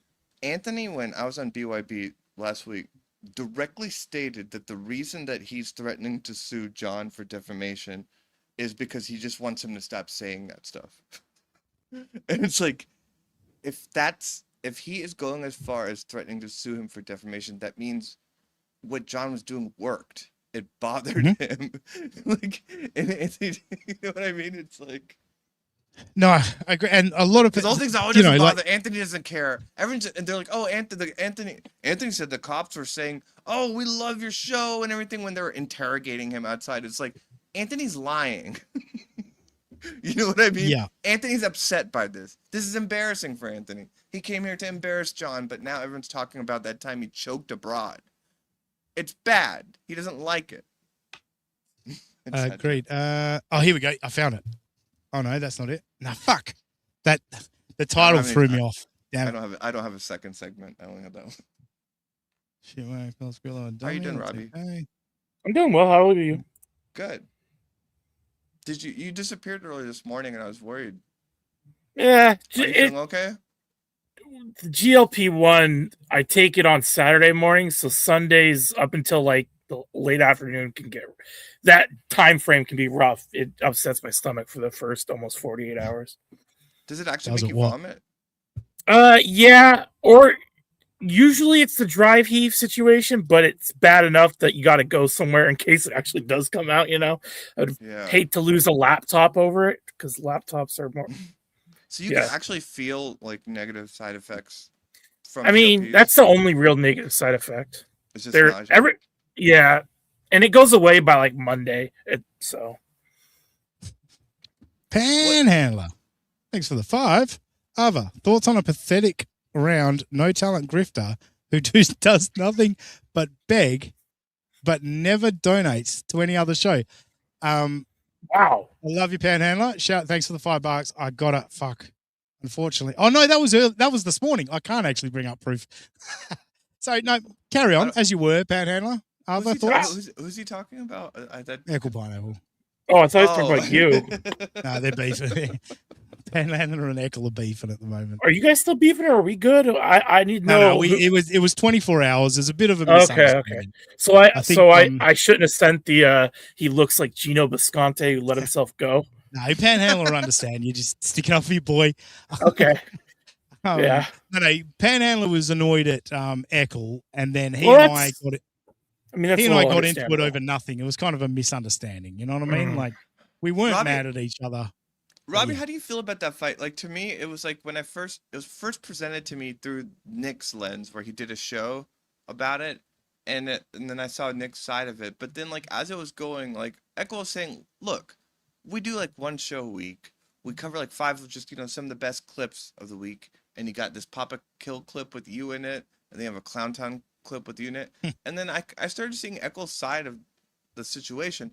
And, like, it's easy to kind of paint him out to be, like, pretentious or, like, all those other things, but it's just like they do one show a week, and it's like I kind of get what he's saying because the clips that Nick is that how you feel, Robbie? I can occasionally be late, but it's usually just because I have to maneuver from one end of the house to a different floor. But if it was like I don't know, one show. Yeah, I have a phobia of being late in general. So when other people are late and then don't, it's one thing to be late. I'm sorry, it's one thing to be late, but to not care that you're late, that's what always pisses me off about people. Like, I was late, who cares? That's when I'm like, dude, it's not that hard to be on time usually. Yeah, I get that too. And it's so consistent. I've been late, but I'm embarrassed. And if it's a consistent late, that's actually one of my least, like, there's very few things people I like less than a consistently late person. The Grey Man's here. Shit show. Dude, this is your show. You did this shit show. We're here because of you. When you tagged NJ Ranger in the fucking Carl called Flimsy a simp, that fucking set me off. I was like, game on, bitch. So thank you, shit I didn't show. factor this in, though. If he's doing it just to piss off Echo, I mean, that sways me back towards Nick. Yeah, and like the overall story, because Nick fucking messaged me after our show last week to like defend himself. And this was the thing, like, I didn't, like, on the show, I didn't express what I understood of all of it, but I totally understood Eccle's point of view. Because Eccles said, I got this fucking message before the show that fucking Nick is pushing Puzzle Factory's fucking agenda. And then Nick doesn't show up in time for us to talk about it. So the show starts with heat because Eccles doesn't know what's going on. What are you about to do? I've been told this is a ambush or, whatever along those lines. Mm-hmm. And then, so they're gonna fucking get into it. And Nick is so dismissive. I mean, Nick did have connection issues that day. That was another factor. I didn't realize that. I thought Nick was just sitting there going, yeah, whatever, but he actually had connection issues. So that's different. But when you talked to him, was he able to like understand the source of those connection issues? To me, like I've like shot every aspect of how I could have a Wi-Fi shortage or anything like that before I go on the stream. Like those are things I work out before I go on a show. And I'm someone that has also been late on shows, but if I'm collaborating with somebody that is like Echo is clearly a punctual, like on time, like this is what we do person, you adjust to it immediately and you don't just show up and then like not plan ahead for it because that's disrespectful and rude to that person. And I think that's where Nick was an obnoxious asshole. Like, if I could I need to cut him with this. From what she just said, I just remembered a story, right? Because Echo always used to get on to me. Like, I would rock up at, 6:59 for a 7 o'clock show, whatever, But Eckel asked me to come on his interview with Moody because I had a decent relationship. Have a decent relationship with Moody, and Eckel didn't know him that well, and blah blah blah. And the only time those two got along was the few minutes before I arrived, while they had a bet of what time I would show up. And so I've got that reputation, but also I understood Eckel. Like, I'll never be late. Like, I will be there before the show goes live. Like, you can guarantee that. And I'll usually give you a minute or two at least to just we'll go over a couple of things. It does, and maybe fucking Eckel plays it up a little bit where, you know, Nick is there at fucking, you know, 1:57 when Eckel presses go live. Sure, like I can understand that, but every week you're not there, you know, a minute before that's wild to me. I don't even know if he's playing it. I think like if you like when you have those kernels of thoughts in your head, he's not playing it up, like he's dwelling on it. It's like if he's saying it on the show, it you know, with that kind of personality, and yeah. Dude is passive aggressive as fuck. Can you guys just riff for me for a second? I have to answer this phone call. Probably someone wondering where you are to pick up your kids, but I was gonna. Yeah. What do you think about, Robbie? What do you think about the aspect of the Nick Eckel feud where it was about Nick's decisions about what clips to play? Like, in the sense that Eckel's like, hey, let's do some steel toe. Let's do these like big clips. Like, what do you think about like his decision to present Papa Kill clips and clips that have Nick in them? Do you think that Nick was in the wrong there? This is getting into it a little bit more than I know about. We can also zoom the fuck out if you want to. Talk baseball. Hey, this is fucking great, actually. I have to go get my daughter right now, but I want you two to go. You guys keep going. Seriously, Robbie, this is great. How long? Robbie and Ava. I won't be going How too long do you want us to go? Just keep going. Okay. Leave the stream fucking blank if you want to. I can keep going with him if he wants to. Are you? Is it gonna be more? You guys go. I'll be back. I'll be back. You guys go. Okay. Is that uncomfortable for you, Robbie? No, I just didn't watch the stream when it happened, so I'm just going off a secondhand from everyone else. By the way, I'm gonna listen on the way to pick up my Don't daughter. say that, motherfucker. You can't do both. You can't do that and then say I'm listening to. So I don't want to say something that makes me sound like I don't know what I'm talking about. So yeah. I would say if what happened was he was bringing up clips Eckel wasn't interested in or something like that, but give me a little bit more context so I can. Yeah. There's a way to explain it without having to see any of it. It's like Nick kind of like him and Eckel have always done this show. Nick has recently started going on this Papa Kill show in Clowntown here and there. And so it's kind of almost like he's like, hey, I'm fucking going on Papa Kill in Clowntown. And so there's like this thing that isn't articulated between the two where you think that you get the sense that Nick is flexing and Eckel's feeling like, oh, you think you're just shit about Papa Kill. So that's probably been like brewing beneath. And so Nick was supposed to pick five, like they're supposed to pick 5 clips. And so this is like where it all fell apart is because Nick now is bringing the clips of him on Papa him and Papa Kill and him on Clowntown, and Eckel's just like, are these the 5 best clips of the Dabbleverse for the week? Because they both now I see what you're saying. Yeah. it would be so the equivalent to bring it back to me, I guess, would be if Ozzy and I did that and he did 5 he's like find 5 interesting clips on the internet this week. And the 5 clips were me doing something Ben Maller show related, which is kind of like my forte. And then he was actual 5 clips that had nothing to do with himself. I would see where Ozzy would be like, dude, this is just blatant self-promotion on a show where we're supposed to talk about random stuff on the internet.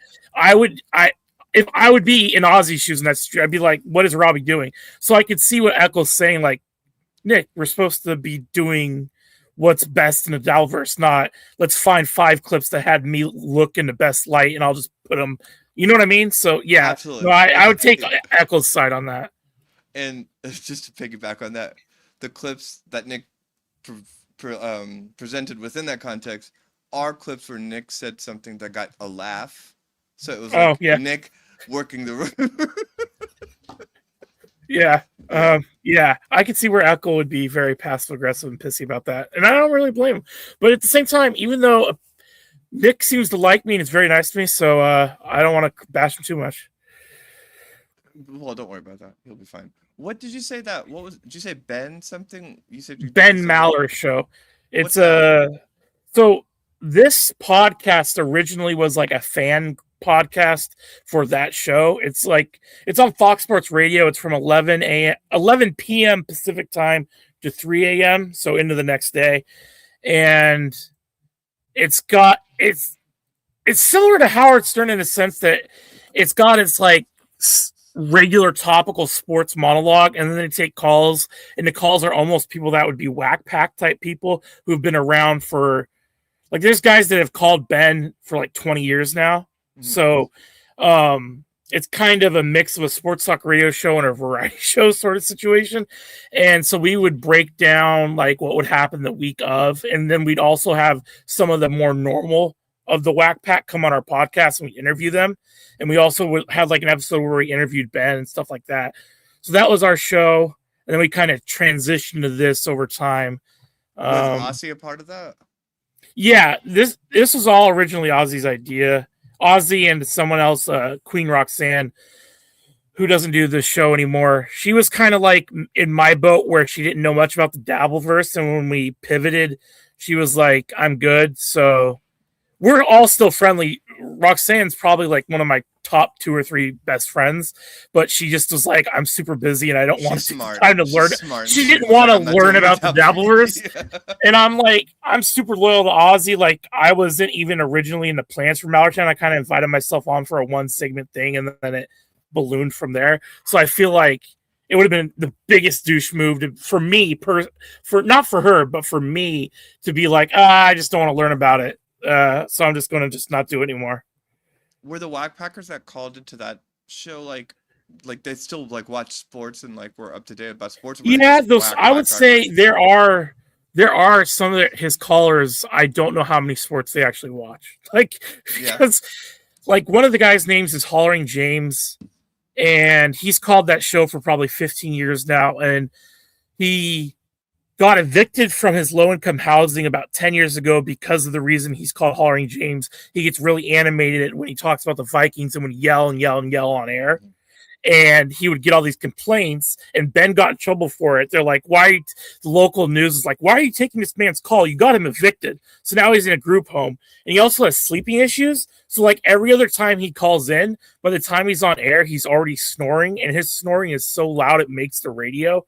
So like you can hear it from him through, and so that's a standard caller to the Ben Maller Show, is someone like that. Oh, so it's not just like even strictly sports. It's like people that are kind of yeah. I would say 30% of his callers actually want to talk sports, and then 70% are lonely people that want someone to talk to in the middle of the night.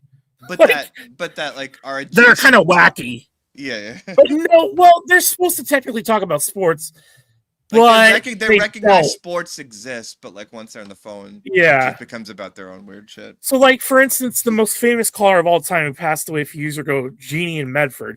The original reason she ever called the show is because she was in her 60s, really lonely. She would call up 911 in Medford, Oregon, because she just wanted someone to talk to. And they're like, the police came out, and the judge then is like, "Ma'am, you can't call 911 to talk to someone. Just find a radio show or something, because if you do it again, we're throwing you in jail." So she randomly she just randomly called the show, and then she called it for like 15 years. So oh yeah, like I don't know if like, well, I could say this, like I work for the state of Oregon, but like it's not for a department where you would think that people would call for, like just to talk.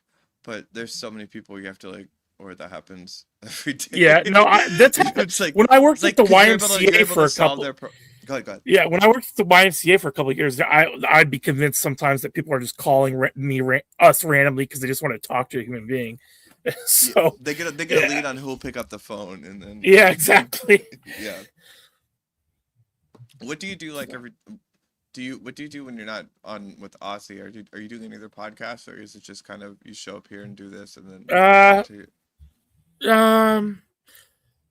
I interact a lot with the Ben Maller people, so like I'm in group chats. But in terms of like stuff, forward-facing public stuff, not much. Though I've been on his, like he has a weekend spinoff podcast that I've been on 4 times in the past 2 months because his co-host quit, and so he's just having like fans fill in.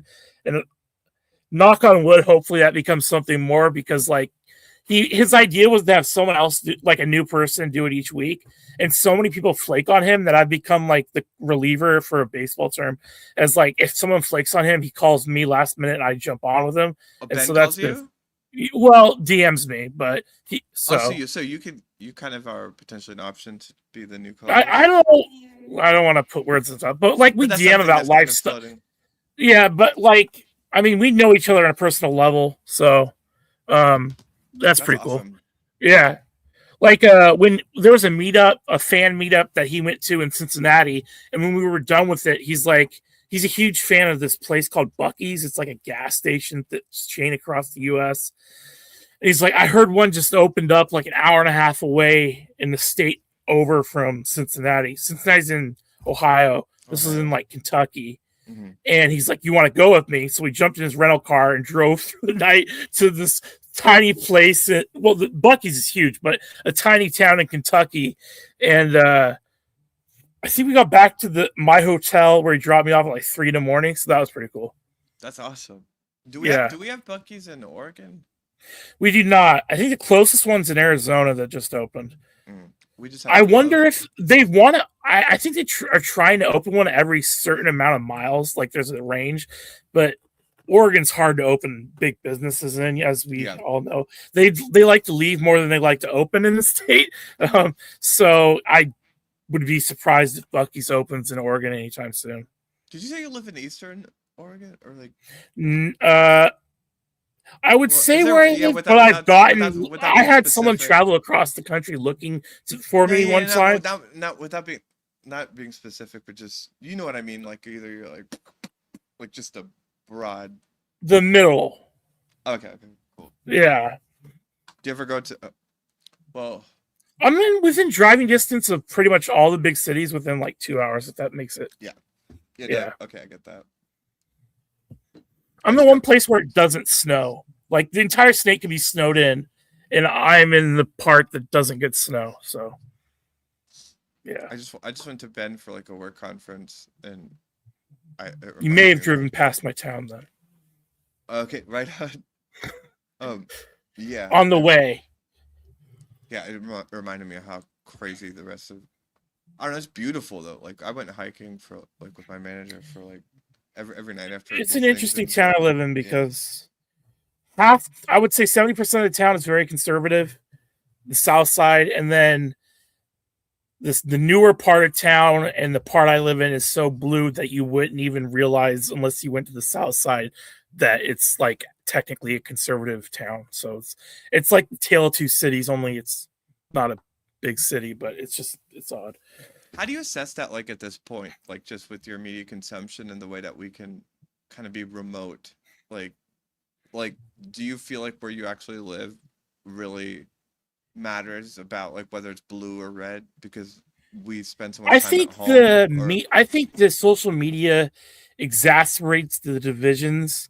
Yeah. Like if I went to a liberal bar in Portland, I think I'd get along with people a lot better than the way social media would make a person think I would get along with people. Of course. If that makes any sense at all. Absolutely. Like I think I get unless it's. I mean, there's certain divides that are hard. Like if I went to like a commie meetup at like a political action committee communist meetup, I would feel so out of place I'd probably leave. But I don't even think like.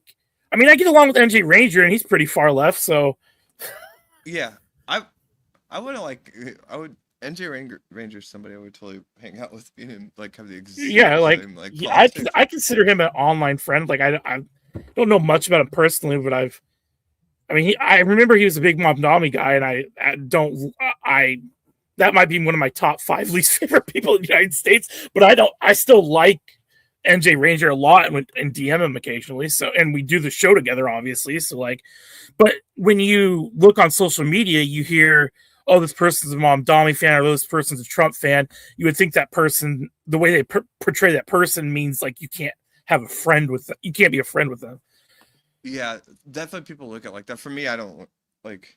There's so many America First Trump supporters that are aligned almost more with like my. I wonder how shit. many of these political accounts even are real people. Yeah. Like, can I ask you a follow up about Mamdani? Mm-hmm. Do you like since he's become the mayor and what you've seen from his output, do you still feel the same way about how you felt about his candidacy? Yeah. Okay. So, fair enough. I mean, I do like that he was all in on the Knicks. I thought that was cool. No, there's very little of him politically that I can get behind. I'm asking that because I saw like like Jon Stewart has he has his show, but then he has this podcast, and he had him on a few days ago, and they were just talking like kind of the nitty gritty of policy, and like when I was hearing him, I was just like, he's doing something a conservative would do. Like he's cut like when he was asking about policy, he was like cutting areas. He knew exactly where excess money was being spent recklessly and all that, and I found it I was like, oh, he's not even. To me, he was like, "Oh, I feel if people heard this, they'd recognize that he's like governing, like in a way that." Well, I mean, that is the thing. Like, people think, even when it comes to AOC, who's also in my top 5 least favorite people, probably. That's more understandable. To be in Congress, there is some level of you have to know policy to even function. And I don't think people realize that because you just see them you just see the sound bites of them on either social media or on the news. I do think people that aren't in Congress think it's one big influencer fest. And I think it kind of, I mean, that's closer to the truth than it used to be, but you still have to know like a base level of civics to 100%. At least pretend to be a politician. You know what I mean? 100%. I'm like a policy nerd. And so when people talk about politics, they always talk about like what you're talking about with the influence. The sound bites and stuff like that. Like, no, did you see what this politician? Or did you see what this politician? Yeah. Well, it's always, did you see what this politician tweeted today or something? And it's like, yeah. Or did you see this bill they brought to the floor? It's like, yeah, but does the bill have any chance of passing? Well, no. But it's like, just then don't get so worked up about it because it's all just for political internet points. Yeah, yeah. And that's why a lot of the people that flame out. Like Marjorie Taylor Greene, I think she got bored of the policy part of it and bringing debate to the floor. She realized the influencer part was what got her money and is more entertaining to her than sitting in a, like, whatever. I don't know what congressional, you know how they each have like, board isn't the right word, but they have like their little groups. They subpoena people. Yeah. I bet she found that pretty boring because those don't go viral nearly as much as her just tweeting something inflammatory. And that's why I think that's part of the reason she dipped out of Congress more than anything else. She's like, oh, I can just have my own podcast and be doing the same thing I like to do in Congress without having to do the Congress part of it. See, like, not to even challenge you on that, like, because I can't believe I'm defending her. It's like, to me, like somebody like Dan Bongino is that, where he's the deputy FBI director. I think is he still? I thought he left. No, I'm saying I'm walking you through, or I'm like, yeah. Oh, sorry. It's like here you have like an FBI deputy director, and then he's like having to like reconcile like that none of the things he's dealing with are like the way it was on his podcast, and so. And which I think is why he's left. He openly would say, I could be making like 10-15 million on my podcast here. Yeah, like I don't know if that's the real reason though. Absolutely, but I feel like Marjorie Taylor, like I'm interested in like like the Tucker Carlson wing of the right wing where he's like implementing like Christianity and faith to populism, and I think that like that fucked her up, and I do think that she's like evolved in a way where she looks at it through that lens. And to me, just like as a brown person, it's like she's one of the only people that will go on television and like humanize like Muslim people, and that's a weird state of affairs. Oh, Marjorie Taylor Greene, sorry. Yeah, so it's like my ADHD made me zone out for a second. I'm sorry. That's fine. But I don't know. The point is, I don't know that she's necessarily trying to do a podcast. I think she just kind of became a populist. But we'll see what she does with it. She shouldn't have retired. What are you? What? Oh, I think she should have. Well, if she think no, she if she would've got shouldn't have retired forced if she wanted to implement Yeah. yeah. How am I defending Marjorie Taylor Greene in this Yeah, I was gonna. conversation? Well, she was on my top 5 least favorite people too.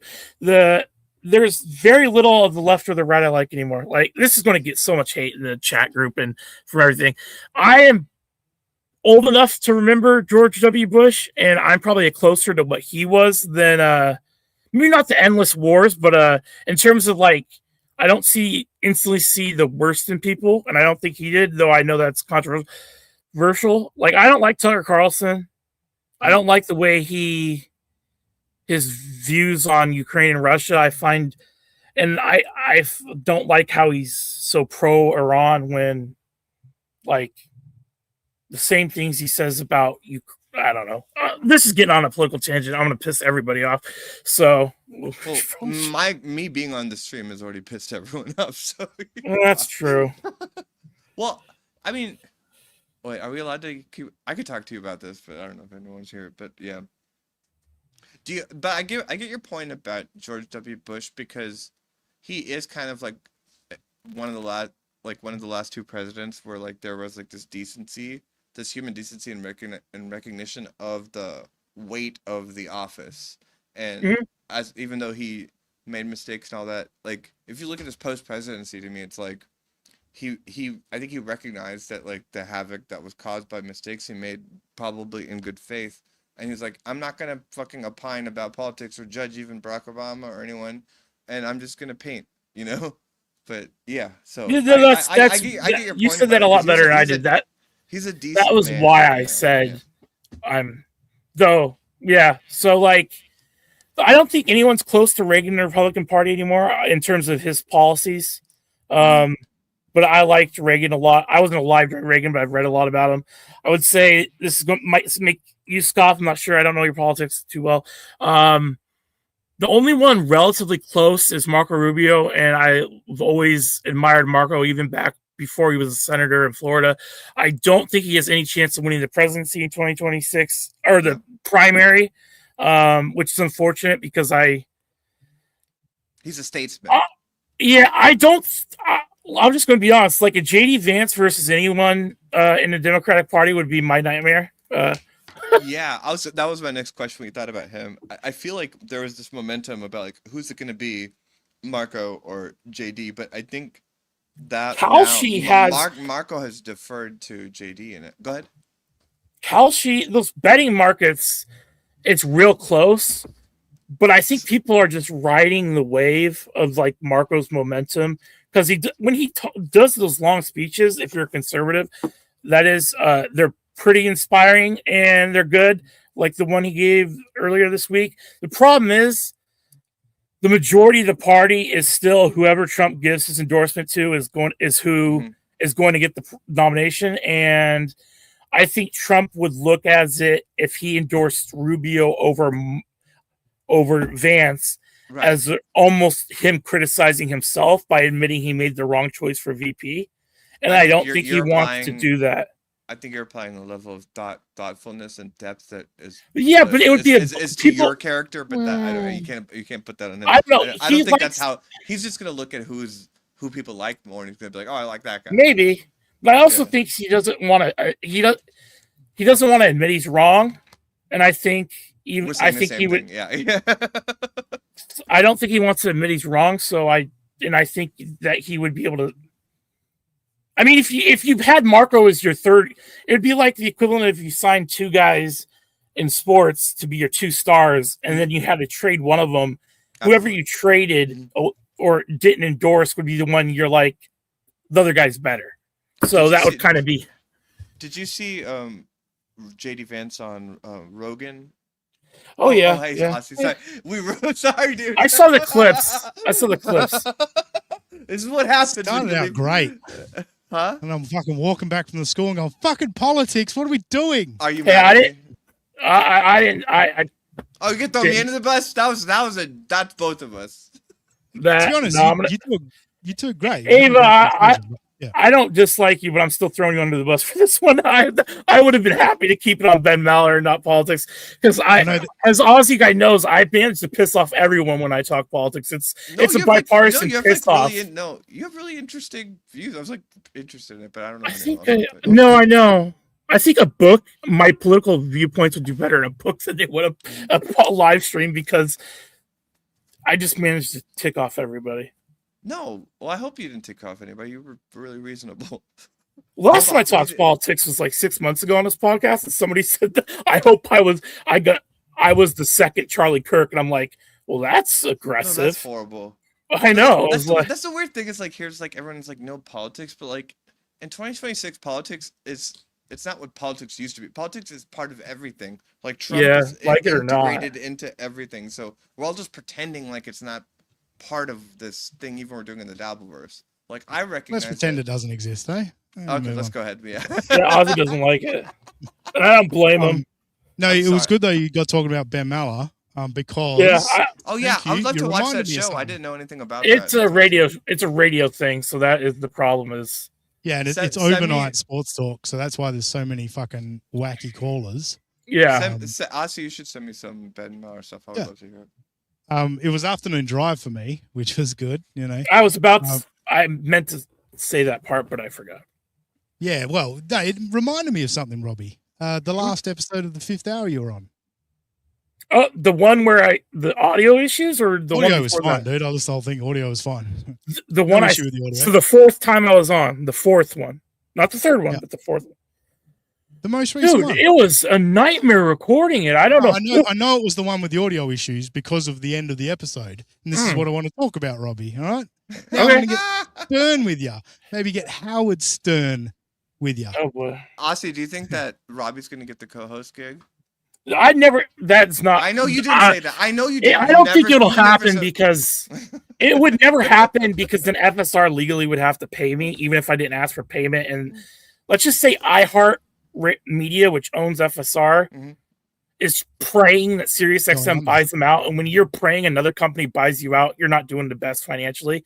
They can't afford to pay me $5 an episode. So it's not. But if they bring you on, that's a lot of dead weight to get rid of, isn't it? Yeah. Thank you. All right, Robbie. So you've been on a few times on the 5th Hour. Yeah. And 4. Well done. You keep them count. Now, I've always been critical of your promotion of the show, right? I was bad, but I was so flustered about the audio. That's why I was shitty. Stop with the excuses, Robbie. Stop. No, that was the. There's always going to be something. There's always something, Robbie.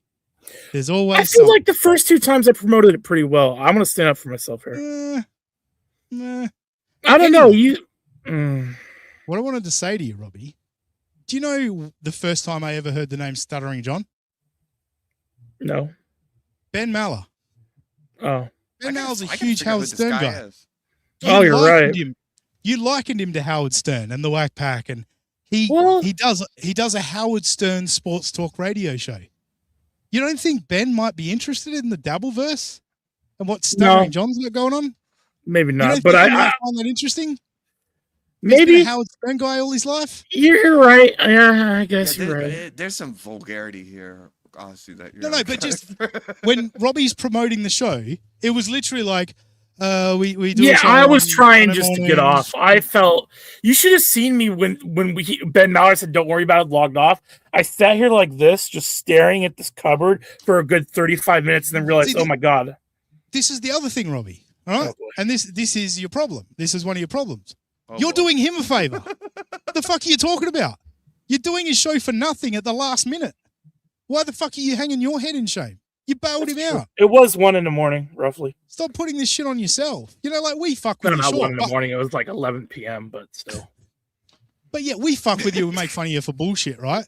But we don't make fun of you for being here. We don't say fuck you for being here. We say fuck you for being a fat cunt that's mentally ill. You know, like it's different. Oh no, that's I feel protective of Robbie. No, but I had to throw in a bit of a dig. But but no, just get confidence, stupid. Like when it comes to plug time, that's the time. Like the Maller militia would love the Dabbleverse. You know how mean the Mallow Militia are. Yeah, I love how much they love goofing on each other. Not Melissa, in terms of eating their own, that is the Dabbleverse. That's the gimmick, man. That's why I gravitated to the Dabbleverse, is because of the Militia. You know, like, and I was ready for the Dabbleverse because of some of the stoushes I had with the Militia on Twitter and shit. Like, those cunts are fucking cold-blooded, you know? So, yeah, like, get confident. Like, be proud of what we're doing, unless you're not. If you're not proud of it, then fine. Are there any paraplegic Ben Meller callers? Sort of. There's a guy. There's a guy who got his right leg ripped off by an alligator and then shot the alligator, pulled his leg out. Okay. Stitched it back together. That got infected, so he almost died. But he did eat the alligator that night in a barbecue in Louisiana. Who calls? Can you send me the link to whatever that is, Aussie, when this is over? See, that's the problem with FSRs. They don't do links. They don't clip with the callers. They only clip as monologues. And no offense to Ben, but the stuff that goes viral would be the callers. So yeah, that's like Ben's got great sports takes. Like no, he's some got of them the are best monologues in sports radio. But the problem is there's so many monologues about sports. It's like it's impossible to break out. Like to go viral with a sports take. What do you think about Mad Dog? I'm not a big fan, but he was an East Coast guy, so he's very He was an East Coast. I don't know. I like the sports pope more. The guy he worked with when he first got his start. What's his name? What's his name? Who's the guy? I did a breakdown of a documentary about the motherfucker once on this podcast. Have you ever listened to Kurt Schilling's radio show? Oh, he has a radio show? Oh boy. I might have to break that down. Dude, not only does he have a radio show, but he has like prank callers and he gets mad at them. It's pretty amazing. Are you serious? Kurt Schilling, the former Red Sox now crazy guy? Dude, I'm gonna have to listen to that. I might have to break that down for this. All right. Well, now that I got that off my chest, buddy, get confident, stupid. Tug Sim was saying, "Don't let him bully you." He will never stop me. All right. And until he loses the weight, he said he DM'd me though saying he sounded bad, and so he's like, "If only people knew." Dude, it sounds fine. Like, because you told me Ben was going to sound like shit. Ben sounded. That's what I was told. Yeah, and like. There was, then whoever was their sound engineer did a great job because I was cutting out and it was a whole fuck. That was one of the things that spurred me to look into the Pro Wi-Fi extender because I'd already gotten a new router and then it still was fucking with us. Yeah, if you came to talk to me, I was going to make a suggestion. Record it locally. What's local? So you can just you can just send them the recording of your audio. So I'm now realizing that I need to shepherd you to getting off of the Ben Maller subject because you fucking nerds. Lower your pitch. Do you know how I made my name on the Ben Maller show, Ava? I impersonated his callers. Nice. And that was the other thing, Robbie, actually. Oh, you got a bunch of mentions last week. I'd hope so. No, I know, but it was the Malapalooza week, and he was like, "Yeah, that's what I was about to say." Yours left an imprint on his mind more than any of the other years of the Malapalooza. Wow, well, that's nice to hear. But yeah, that's what I think. Fucking let me talk. The week of the Malapalooza, you're on the 5th hour promoting our podcast. Don't mention former winner of the Malapalooza, the Aussie guy, is the host of this show. That was the week? I don't think that was the week. I think it was the week before. Coming up on Monday. Oh, really? Wednesday or whatever day it was. No, I think that was the week after, maybe, hopefully. No, it wasn't. I listened to the show, Robbie. Okay, I'm sorry. Well, Jesus. That's not good. Why would I have all these criticisms if I didn't listen? Do you think I just plucked it out of my ass? I bet he didn't. I bet he didn't promote it right. I bet he didn't mention me for the mail. You know what I mean? Like, you don't. But yeah, it was an iconic performance. I'm the only person to ever beat Scoop and just Josh. Robbie, do you confirm? Aussie's account of his calls? Yeah. It was. He'll give you that. He's giving. No, Ben. It was more Ben left on bad terms than Aussie did. But Ben and when Ozzy was like kind of switched to Dabbleverse, it wasn't the smoothest break at first. I think it's better now, but it wasn't. There was some stuff lost in translation. I feel like. Well, where do you feel like he was lagging when he first came to the Dabbleverse? I have no idea. So we didn't go to the Dabbleverse. I said. So what happened is It felt like we went to the Dabbleverse. We didn't go immediately to Dabbleverse. No, you're right. Yeah, it feels like we've been. I eventually went to the Dabbleverse because I was like, this is going nowhere. I actually want to talk about this shit. So let's do something with it. And it turns out I was right. But I'm not committed to doing Mallertown anymore. I want to go in our own direction. And Ben didn't like that. And I think because we put 2 years into it, or nearly 2 years into it. And it was the first time anyone had done that. And I think Ben enjoyed the fact that we were doing it. But then I was like, I don't have the commitment anymore.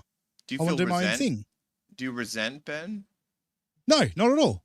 No, Ben is one of my fucking not mentors, but like inspiration. Like I learned so much from Ben.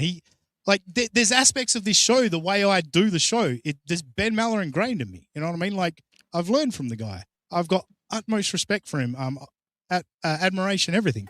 Dean. But yeah, the ending, it left a sour taste in my mouth. So I was like, yeah, you I feel like a lot of that on his end was lost in translation. I feel like if that was all done on a phone call, it wouldn't have. A lot of that wouldn't have happened the way it went down. Well done. Thank you. Hey, we haven't talked about this shit in years, and I haven't got to the big thing. Right? You're really criticizing us for randomly talking about random shit at 12 a.m. Like, Dean, how do you? Eckel made the claim that you're annoyed because Robbie was getting all of the attention and not you. What is your response to that? Eckel knows what he's doing. Eckel knows what he's doing. We talked about this on the 24-hour stream. Oh, we did? Yeah, Eckel knows. Like that's I wasn't invited to the 24 hours. No, like we just talked about like the people that like to say to me, "Oh, Robbie's the star of the show." Okay, yeah. How do you think we came to that? You think I don't know that? But Robbie's the George Robbie Harrison needs to come with something as well. Like I can't spoon feed Robbie the whole show. You know what I mean? Like, no. Robbie's the George. I do wish I Harrison would get a of the rundown show. 24 hours ahead of time just so I could figure out, so I could say more. Do you want to get me going, Robbie? Do you want to start? Do you want me to start? What do you mean? I'm just saying, like, sometimes it's NJ Ranger and you talking and I have no idea what's going on and I feel bad. Let's have a fucking public fucking moment here, Robbie. Oh my God. What did I do? I thought we were... to you. Do you remember? You remember what I said to you? We might start doing a second show a week. Yeah. Yeah, and I What said, did I do wrong? I thought that was a throwaway comment. You didn't fucking listen. Is what you did. Every week when you message me, you think we're going to do a show this week? You tell me, Robbie. I prepare one show a week. You tell me if we're doing a second show. Why do you know if you had more stuff you wanted to talk about? Who cares if I've got anything to talk about? If you do, let's do a show. There's a massive. Well, I didn't know you'd want to do a show if it's just my stuff. I figured you'd want to do some. See, this is the thing. You don't listen. Oh my God. All the comment was that when you play clips, if it goes over my head, if I knew ahead of time, I could like do some Google research so I could have a baseline knowledge of the context. And now I'm getting my head ripped off. No. That's not about Sunday show. When I prepare a show for Sunday, I've prepared a show. I'll do that show, whether you sit there silently or you've got something to add. I'm talking about when I proposed the second show, and I said, if we're going to do this, you have to bring stuff for it. Right? Isn't that what I said? Yeah. Yeah, that's what I said, Robbie. Trust me. But what? That's what I said. All I was talking about was like I feel like I'm a waste of space when it's on a Sunday show and there's a clip that I don't know what's going on. Sure, you can feel that way. You're not, but you can feel that way. But sure. then I'm why not do you? talking about Sunday show? We're talking about the. I was talking show. about the Sunday show. I wasn't talking about the second show. Well, when you message me and go, "Do you have any plans of doing a second show this week?" No, I just meant that you want to do one. It's like, well, you tell me. Do you have content for a second show? Well, I always would find content for a second show. I was just meaning if you had... Do it then. Do it. Why do I have to spoon feed you this shit? I do it, brother. Tell you me, saying that hey, Robbie's dude, I want not to do a pull- second show this week. I've got content. What day can we do it? And I'll go, all right, let's pick a day. Well, you're a busy guy. I don't want to be like, hey, we have to do a show. Look, I big time everyone and don't reply to messages. If you messaged me and said, I've got shit for a show, you don't have to do anything, I'd reply immediately and go, yep, let's do it. Okay. Are you not making time for Robbie? Me? Yeah. Of course not. Why would I? No, look, some shit I leave Robbie hanging because it's like, think about it, dude. What are you telling me? You're telling me the same shit you've always told me. I get it. I know what it is. I don't get mad at him for being sick. I'm not mad about it. I'll goof on it. I'm not mad about it. I'm going to do the show that I've prepared, always on a Sunday. I'll always do that. So basically, if Robbie tells me, now let me finish this. If Robbie tells me I've got content for a Thursday show, let's say, I want to do a Thursday show, I've got a show prepared. I go, yep, cool. And then I'm sitting there for a Thursday show and he messages me and goes, I'm sick. Then I'd be pissed off. I'm like, well, what the fuck am I sitting here for? You know what I mean? But on a Sunday, I don't care if you cancel. Whatever. It is what it is. I prepared that show myself. But my point is the second show was about you. That was your chance to step up. And I keep waiting. But the second show was about the steel toe stuff. No. Oh, yeah, the toe-to-toe with the toe idea. But that's like a one-off gimmick. You're not going to do that every fucking Thursday. You know?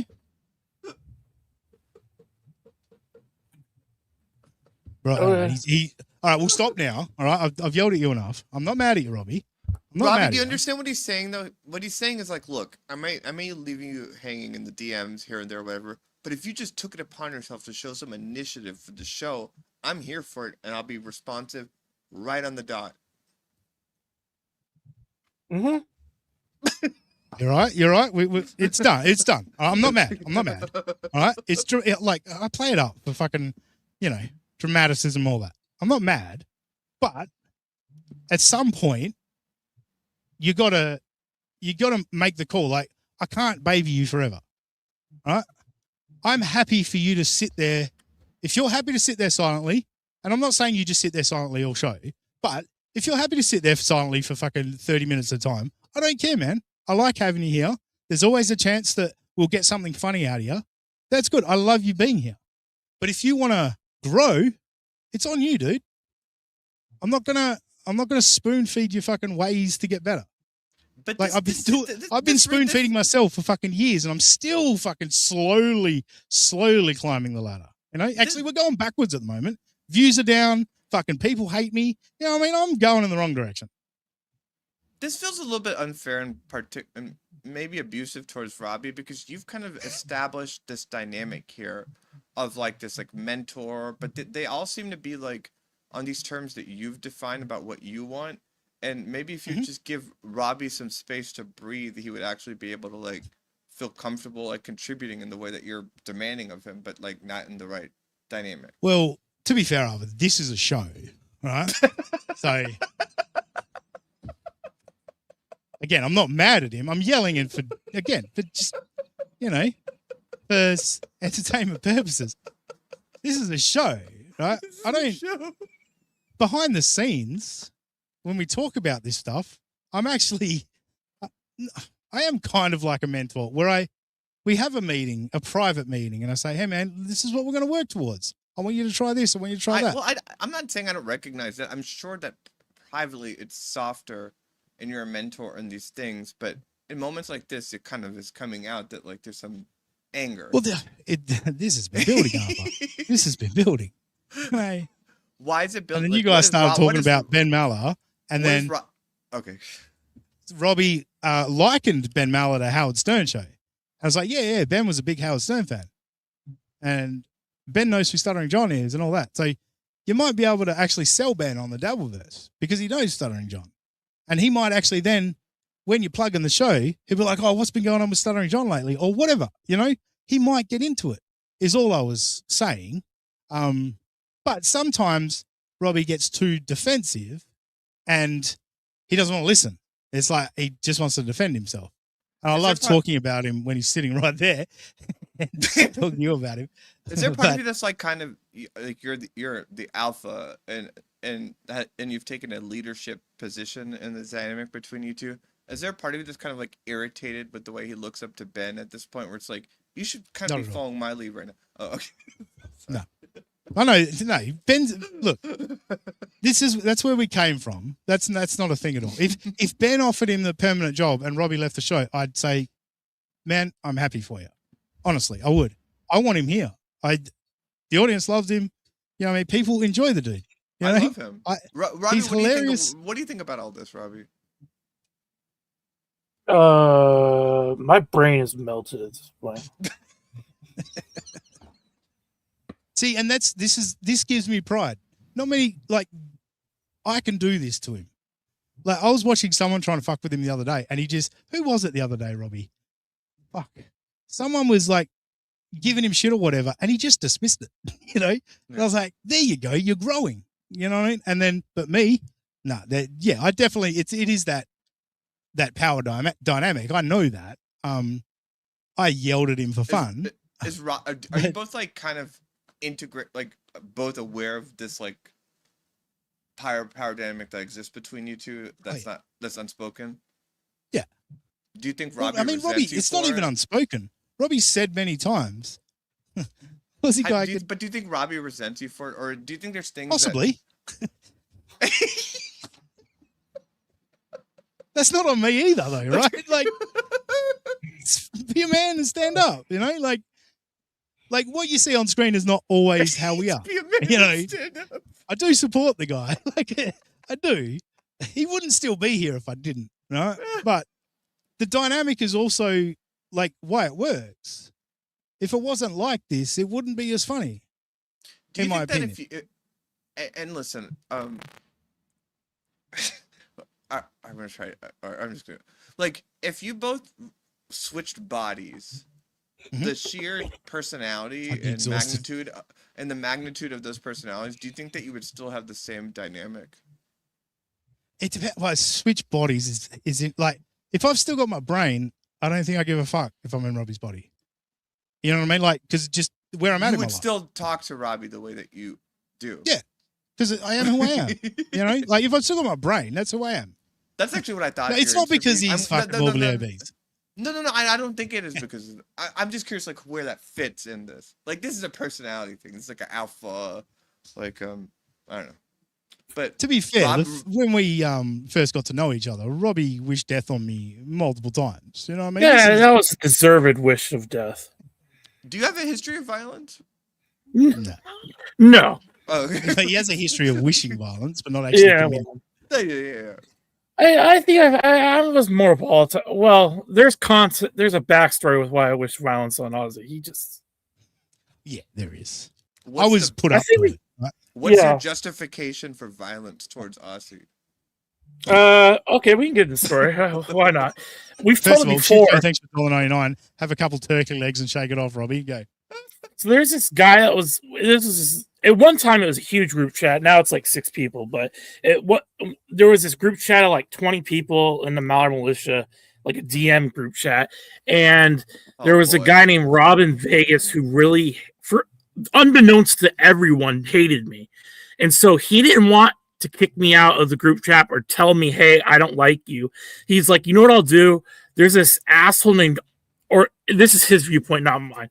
There's this guy who seems like an asshole named Aussie guy. So I'll invite him into the chat. But first I'm going to tell him, hey, there's this weirdo named Robbie. I want you to go at him so hard that he leaves the group chat. So Aussie comes into the chat flaming mad and just calling me all these names and doing all this. And I'm like, hey, motherfucker, I was here first. I hope your entire country burns to hell. And then it almost did. And so then Aussie guy was like, wait, you know what? Robbie actually can fight for himself. He's not the weirdo Robin Vegas is. And then we slowly became friends over time. You see how he psychologically handed you breadcrumbs this whole time? Yeah. No, Robin Vegas put me up to it. He said, yeah, nobody likes him. We Which all isn't think he's true. really- Like, at least I don't think no, so. and I learned that pretty quick. Most people didn't like Robin Vegas and eventually we all realized he's a snake in the grass. But What was Dean's reputation in this like online world with the Dean? No, not Dean. well, he used to go hard at people. Didn't you get your first account banned because he would just go at people? Well, that was Shatner got that banned. William Shatner Yeah. got that banned. What kind of stuff would he say to get banned? Well, no, that was we targeted. We didn't know each other very well before then, so like I wasn't looking at his feed very often, so I don't know. Did you just kind My of first like, account you got would see him banned in the feed and because- you'd be like, ah, fuck that guy. My first account got banned because Ben was annoyed at William Shatner. William Shatner big timed him on Twitter. And so Ben hypothesized on the show, he's like, I got a couple of options. I could ignore it or I could unleash the hounds. And he unleashed the hounds. And so we all went after William Shatner. And I think I tweeted William Shatner about 100 times in 24 hours with just brutal shit. And then I got an email saying your account's banned. All I did was say, hey, Shatner, the Malmalicious sends their regards, happy birthday, because it was his birthday when it's happening. He blocked me because of it. I'm still blocked to this day. I got banned because it was a block party. Everyone's getting blocked. They're all going, Yeah. I got blocked. I was like, I'm still not blocked. I guess I got to up the ante. I did, and then I lost my account altogether. Did Dean's controversial, aggressive behavior in the Ben Maller community like garner him respect or a bad reputation, Robbie? Respect. I think he had a good. I think he has respect. Oh, so like this guy. I'm puzzled as to why Rob in Vegas thought Aussie guy was the one to choose the hitman, proverbial chat hitman. To be honest with you, that is something I've never really thought about much. But it is you were an interesting choice because you're witty and you could like. I kind of get it, but at the same time, like I don't feel like you showed your online personality to be one that would just like go after malicious people like. Well, it failed because what happened after about a week or so, I fucking DM'd you and said, "Hey, dude, I like you. You're like, you're cool. Like, I'm not, I got told to break you. You know what I mean? Like, Can you post those you're DMs? cool, you know?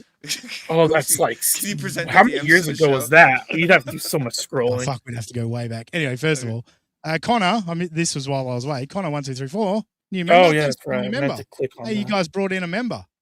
And then, this is mean. Haley's second chin. How dare you? No more Manova. Get back to WATP coverage. Sure. I mean, I'm out of WATP clips, but I got a couple of clips for us to close on. And Bacon Bits just gifted a membership. Thank you, Bacon Bits. We're going to make Bacon Bits happy in a minute. But hang on. I've got one more. You got one more on the screen you can't see. Deadfall, who's given thousands to Eccles, as I come in with a $9.99. No, thank you, Deadfall. Sorry, Eccles here, and I just have to be a cunt. Thank you, Deadfall, and he's got the Kiki voice cranking. Oh, hit the button. There we go. Now, That's right. You'd better start treating my Robbie better, AG. That man is Cuddly Mountain, and I'm going to climb to the top. I've missed those, Deadfall. He used to do those all Yeah, the time. yeah. Now I can hear Robbie's myself. What the fuck Keanu's is that? fucking Cuddly Mountain. All right, let's get off of that. Robbie, I love you. I always want you to be here. Just the moment presented itself, all right? All right. Okay. We're all I see what good. you We're all did. good. It was good. We're a happy family here, Ava. You're trying to fuck with shit. See, this is No, why no, people no. don't like you, Ava. You're trying No, to fucking. No. I'm trying to explore to like help your relationship. I love you too. I've never talked to him before. Chaos like that. causer. No, But seriously. Seriously. Since you're here, Ava, and I do have to really wrap it up in a minute. Let's. I got to Here we go. close things out. Hey! Shuli! Leave them kids alone! Hide the kids! Shuli didn't graduate! How long can you continue to lose? Buying friends and buying views. Kids learn scams in homeschool class, like how to kiss a pay pig's ass. Sell your pride, collect the tips. Mike Moore still trying to write scripts. Shuli's the king of awful bits. Shuli didn't graduate.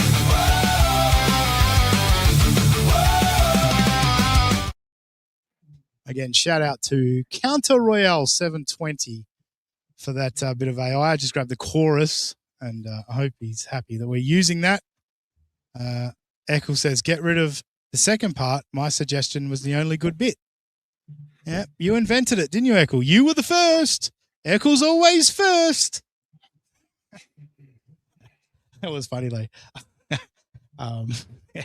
When I looked at my Twitter DMs this morning when I woke up, and I was like, "Oh fuck!" I didn't realize that, but that is funny that he he did go screenshot all that because I'd just done it to Rochi, so it was funny to me. So well done, Echo. Just a couple of clips. That shout out Vegas beer sales Jerry. No, he's Legend. not a popular figure in the Dabbleverse, He's but a legend. he is a legend too. I've copped a little bit of shit. I've mentioned it on this show before, and I know Bubble Popper's going to question it. He always does. He always says names. But whatever. Like people have told me to kill myself and shit. It's happened, right? But I was reading Vegas Beer Sales Jerry's fucking Twitter feed today. Fuck, that dude's fucking fighting a war on his own. So fucking shout out Vegas Beer Sales Jerry. And I found a couple of clips that I thought we could have a quick little talk about. So, when's this one? I don't even know when it's from, but they're watching a clip of John and Clay Dabbler. Now, we all know John is a doxing piece of shit and gets people behind the scenes to fucking go after people and all that shit. I don't think that's what he's like anymore. If that's what he's doing before, that's different. I've known him for a year, and he's never asked me to do anything like that. Look, there's a lot in the Dabbleverse where it's kind of like with I say Robbie's the exception to every rule. Kind of the bit, so I can health and otherwise. Yeah. Like Stuttering John's the exception to every rule. All this shit sucks, but John did it. You know what I mean? Like so that alleviates everything. So people talk a lot of shit about all of that, and I think there's a lot of just bravado on screen from John.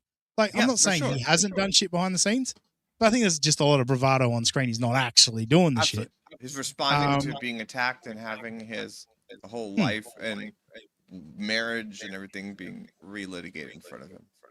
Yeah. Why did you just leave? Because it's bad. We do have to wrap up in a sec. So all of that shit. And it's funny because, again, we played that stuff earlier where, Flimsy Greenberg's a simp. And it only took me about 30 minutes to pull all those clips of Carl just fucking... Just a cocksucking, ball-licking, balls ball-washing deep in his douchebag. anus. Yeah, it's full on. I mean, he's a yeah, thank you. Hey, thank you, Echo. Thank you, dude. I forgot to press the button again to remove the echo. See, look at that. We're friends. Even though it never seems like it. It seems like we hate each other. Well, we are friends. Every now and then we look out for each other. Anyway, whatever, this clip. With my Florida attorney today. And don't worry, baby fatso. He is licensed in the great state of Florida. Oh, well, not only is he his Florida attorney, turns out he's licensed in Florida as well. Yeah. What do you need for that? Shoes? Wait.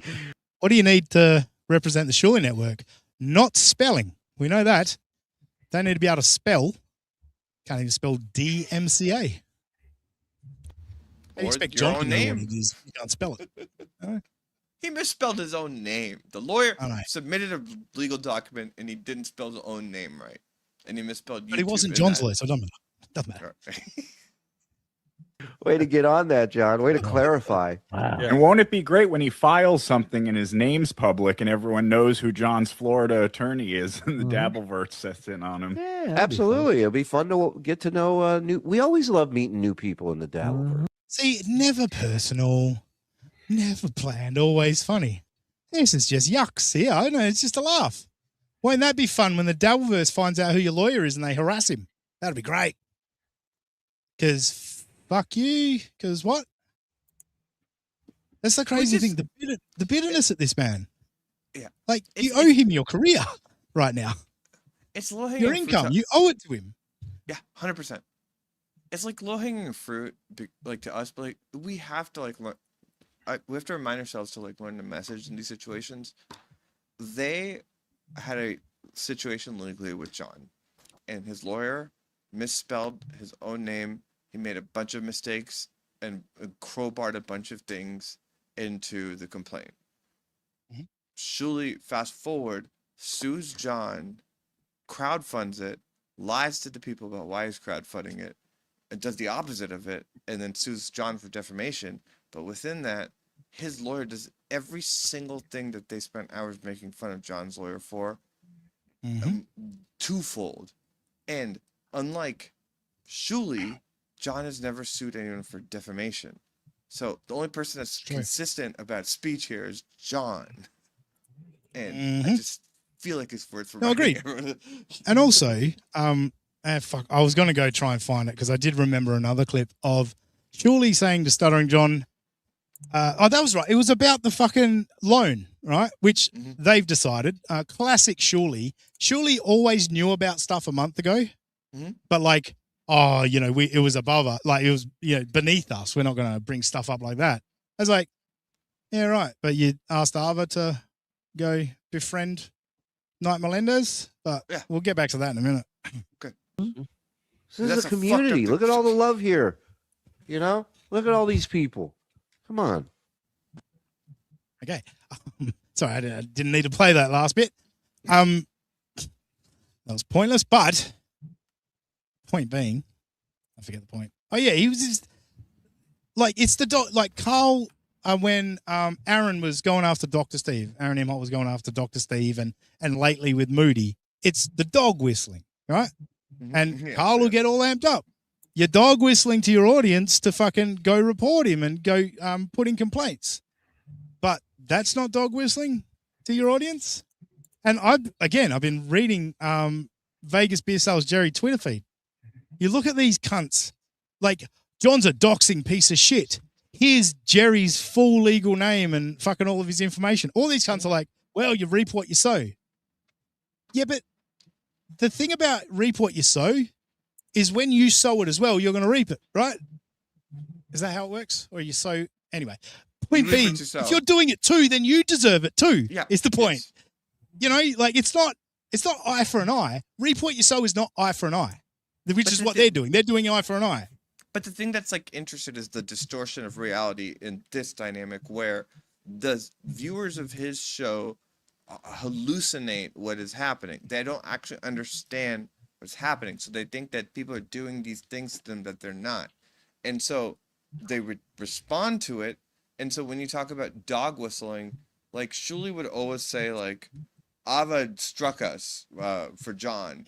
Or they would say do these dog whistles, which would lead to me getting phone calls all night threatening violence on me or people taking pictures of my house.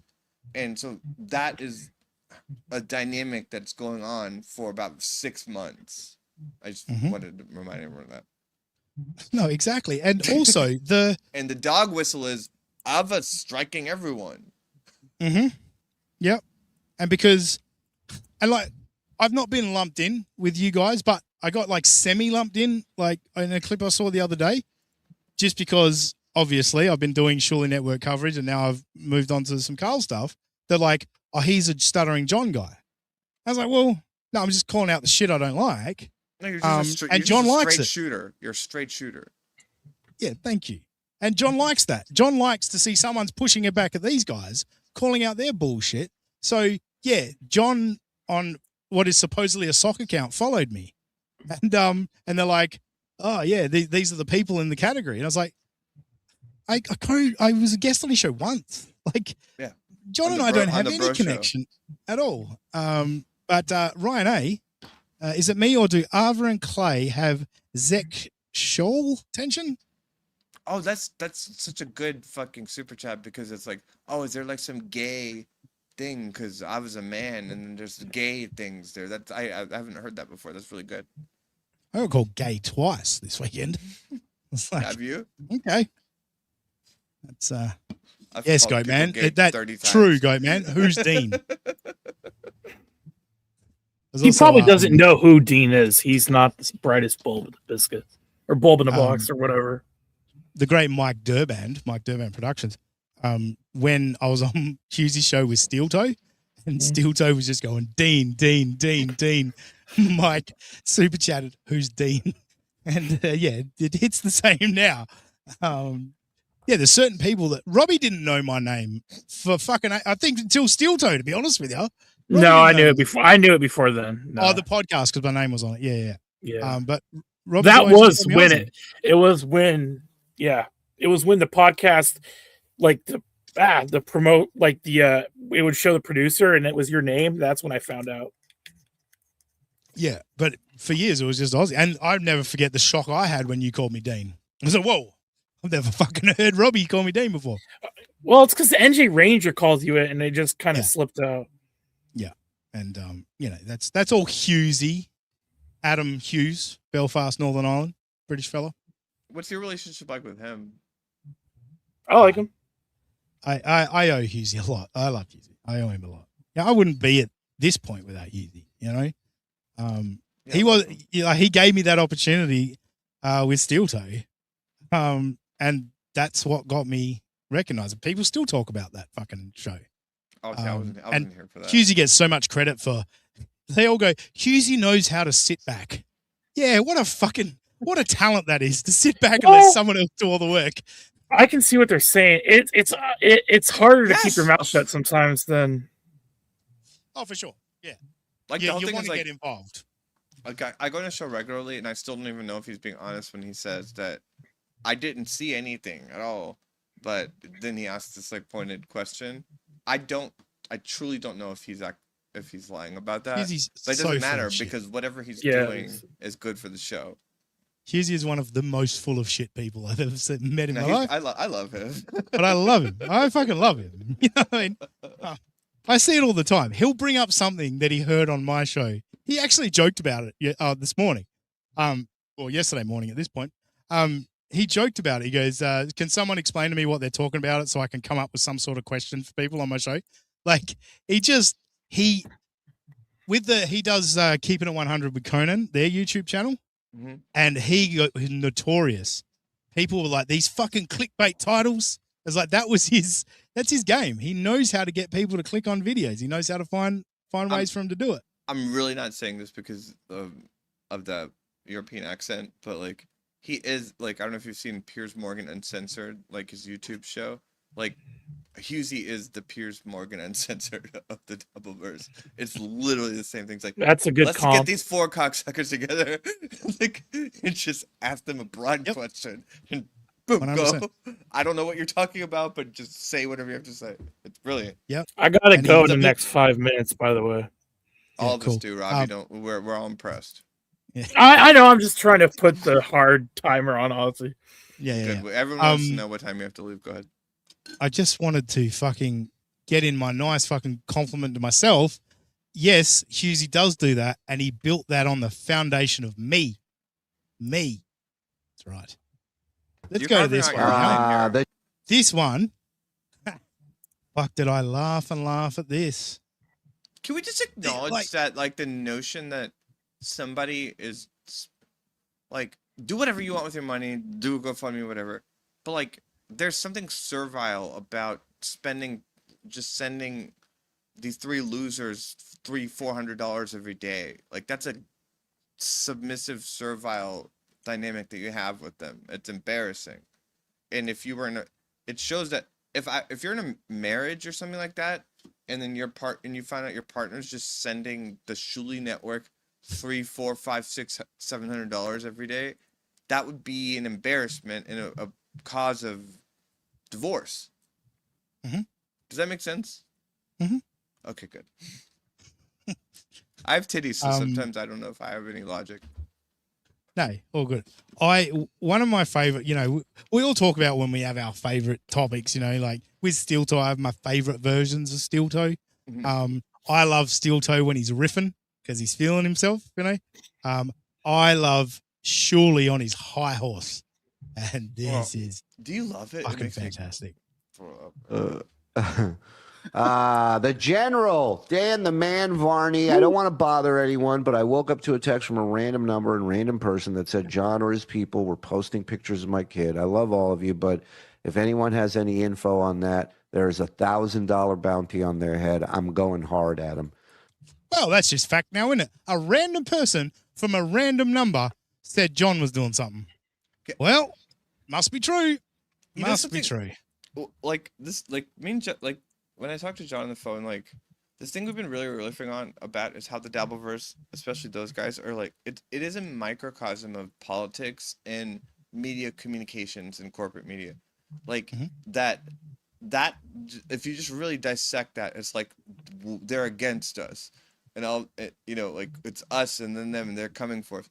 It's completely unfounded, but all you need is like the correspondence to just push that message and just like not fact check it or like scrutinize it. And so there's lines in the sand, Arva. And I've told you before, I've lost listeners, viewers, because of having you on the show and getting along with you. Yeah, and it's like, all right, I'll see you later. Because I think Arva has great opinions. You don't have to like them all, but like she speaks well and all that. I've watched as they've tried to turn the them trying to get you to buddy up with Knight. Yeah. And then you, like, just being honest, when you found out Knight's address, you were like, holy shit. Like, I've driven past that house. They've taken that and said, oh, my God, she drove to the house. Yeah. You live on that street. You drive past it every day. You didn't go to Knight's house.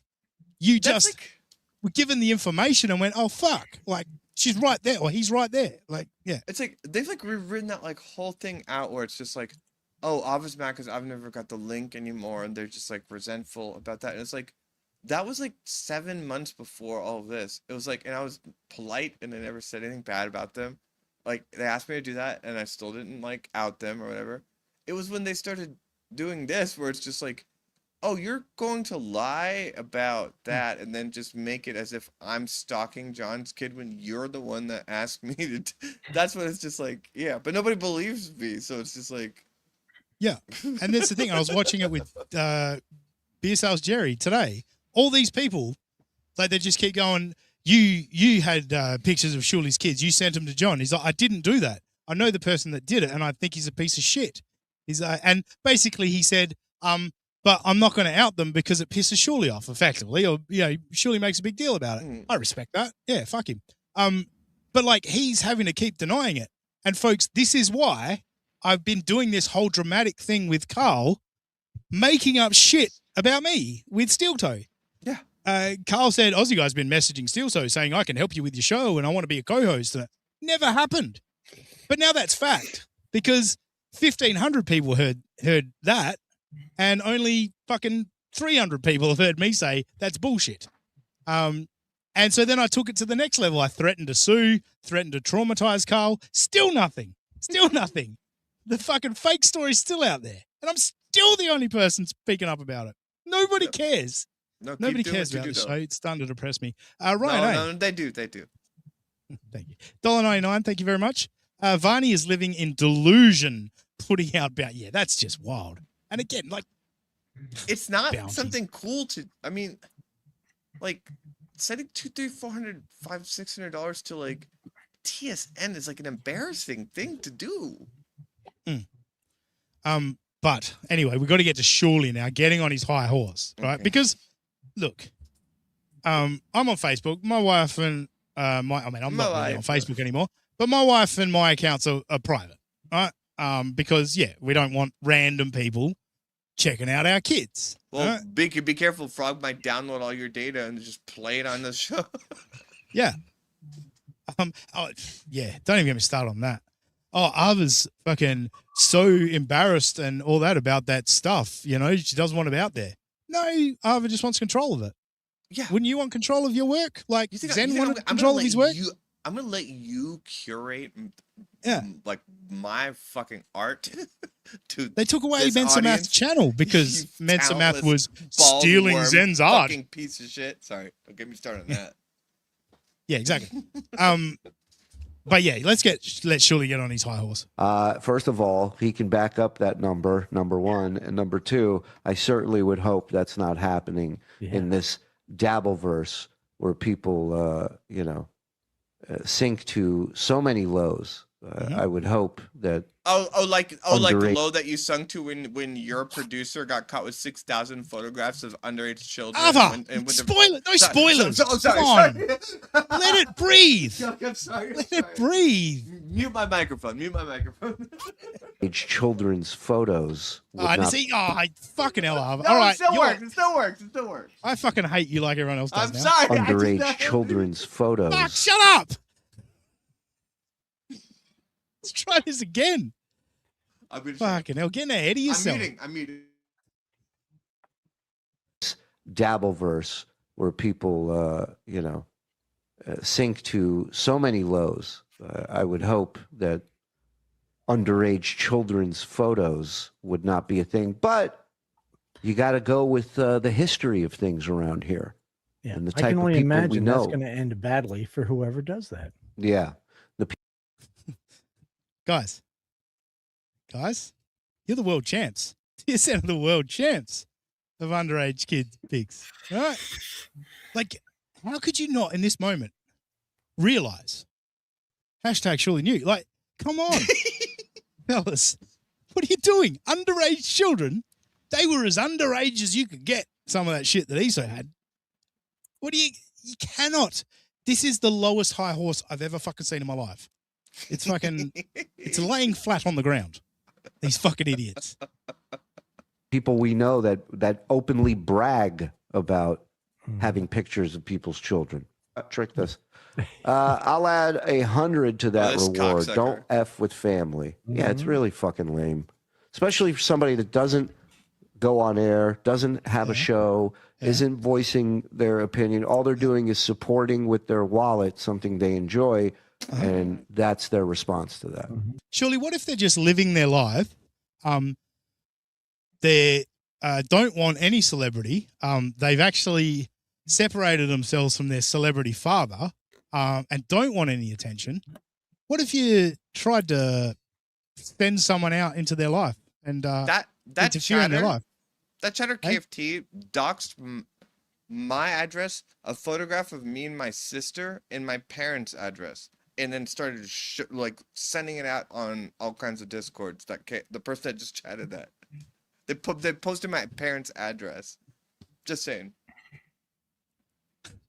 Yeah, I mean they're all. Like, I listened to that KFT guy. He said to fucking. He's a fucking loser.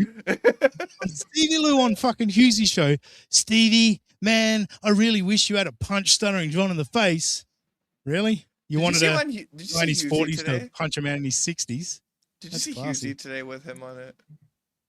No, I haven't watched that yet. I had to watch really Spiel, watch of course. it. You know? You gotta watch it. It's KFC Yeah, I will. just getting beat up. It's amazing. Yeah. But also, everyone, I've never heard, well, there's some people have got their reasons for hating you. Don't get me wrong, Harvey. You're hateable. I'll give you that. You are hateable. Of course. But a lot of these dummies with TSN is like, why do you, like, accuse you go, why do you hate Ava? Well, because she sits there and lets Stuttering John say stuff.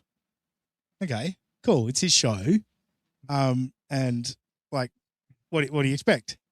But then also, you're a fucking fake bitch for actually having a conversation with Anthony Cumia rather than just screaming at him. Because these children believe if you disagree with someone, you have to yell at them and insult them. You can't have a civil conversation like an adult human being. You know? Is that how you saw that? Thank you. Because it's like, when they describe it, it's almost as if they're like, oh, the second that you're one-on-one with Cumia, then now you're showing your colors is like how fake you are. It's like, I've forced myself onto shows with him there and just berated him and accused him of every single thing. I fucking watched it live one day. Multiple times. You were fucking screaming at him and Gino and Gigi. You were going off. Yeah, I said it to his face on Shuli's show. And Anthony was being nice. It wasn't like it was like he could have he was being nice. I just berated him. I convinced Stuttering John to just read his police report and do a fucking mic. Like, everything I have to say about that has been communicated. At this point, it's been months. They're children, so they don't understand this. But in real life, it's like, yeah. And that's the thing. Sometimes Like, you have to navigate situations, and it's just like, or choose your battles. Like, am I just gonna start barking at you about the self-cutting girl again? Yeah. And like, I don't believe in it. Like, I hate shouting over each other, hate people yelling at each other, other than earlier when I was yelling at Robbie. But like, honestly, if you are in a disagreement, like, hear each other out. I watched these two guys a basketball stream the other day. One guy was arguing Kobe's better than LeBron. The other guy was arguing for LeBron. Like, I completely disagreed with the LeBron guy, but the conversation was civil. They let each other talk and get their points across. And the LeBron guy made some good points. I was like, that's a fair point. Yeah, well done. I disagree with you overall, but the fact that the other guy let him get it out, it was like, I got to hear it.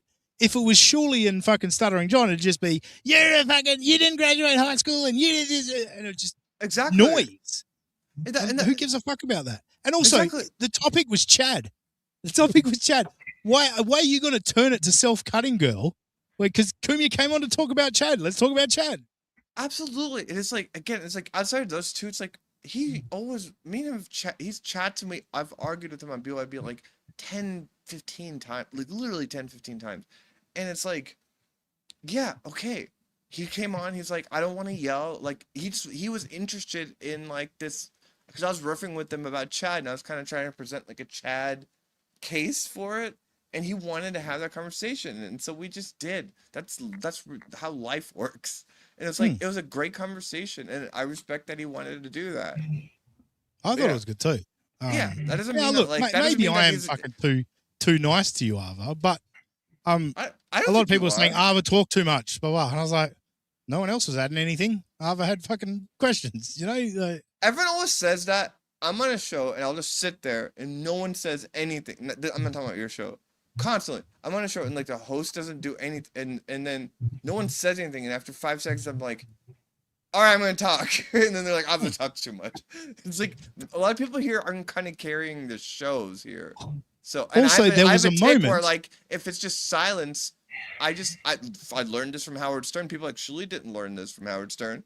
But like, all right, make this interesting for people. Mm-hmm. Let them talk. Let them talk. Let them bury themselves. But if somebody wants to have an intellectual, that's the thing. It's like we could just bark at each other like that, and that's fun too. I do it.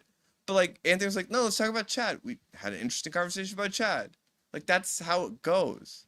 Yeah, and I love that. Like when I did the one-on-one with the other guy with Carl, right?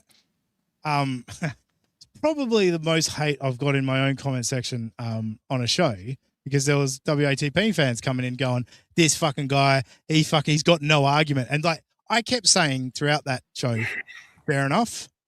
And then I'd move on, because you can only beat that dead horse for so long. And then it's like, you got to reach a point where you're like, all right, that's his position. This is my position. Let's move on to the next thing. Exactly. And the fair enough was me going, you're going to roll with that? That's what you're rolling with? All right, cool. She deserved it. Cool. All right, we'll move on. Fair enough. That's your take. And that's the whole thing. It's like, let him say that. Yeah. That doesn't reflect on me, Carl, saying that. Let him say it. I don't need to argue with him about it. Like, he said publicly, this is his stance. That's all I need to hear. I don't need to argue with it. No, it's crazy. It's like you're in Australia and I'm here, like, and it's like that concept is so foreign to so many people here. It's just like, yeah, no, like you made your point. He responded to your point. There's a certain point where it's like, okay, we have nowhere further to go here. So what are we gonna do? And people don't understand that here. It's wild to me. I only ever have heated debates with people I like and respect. Same here. Because like I wouldn't have the energy. If I think you're a fucking moron and I've got no respect for you, why would I argue with you? It's a waste of time. I'm consistent about that, except with that nasty Neil person, because I don't respect him. But like I'll just yell at him. I just feel like when the energy rises, your energy rises, and you fucking, you have this point where you stop being rational and you just start going, you're a faggot, you're a fucking, and it's like, all right, Ava, take a breath, calm down, get back to where you're making sense. One more point, if I could just piggyback on that though, like, I was going on John's show, like I didn't decide to just go start a war with everyone, but I was on John's show, so like you just get all this incoming. And people like this bacon bit and these beef tips, the beef drippings and KFT. Yeah, they just sat there like just judging the way I reacted. It's just massive incoming. But then you see whenever these people start doing their own show or they start showing their faces here, how sensitive they are, and they couldn't like spend a day in my world, and they're just little cuck bitches, and that's all.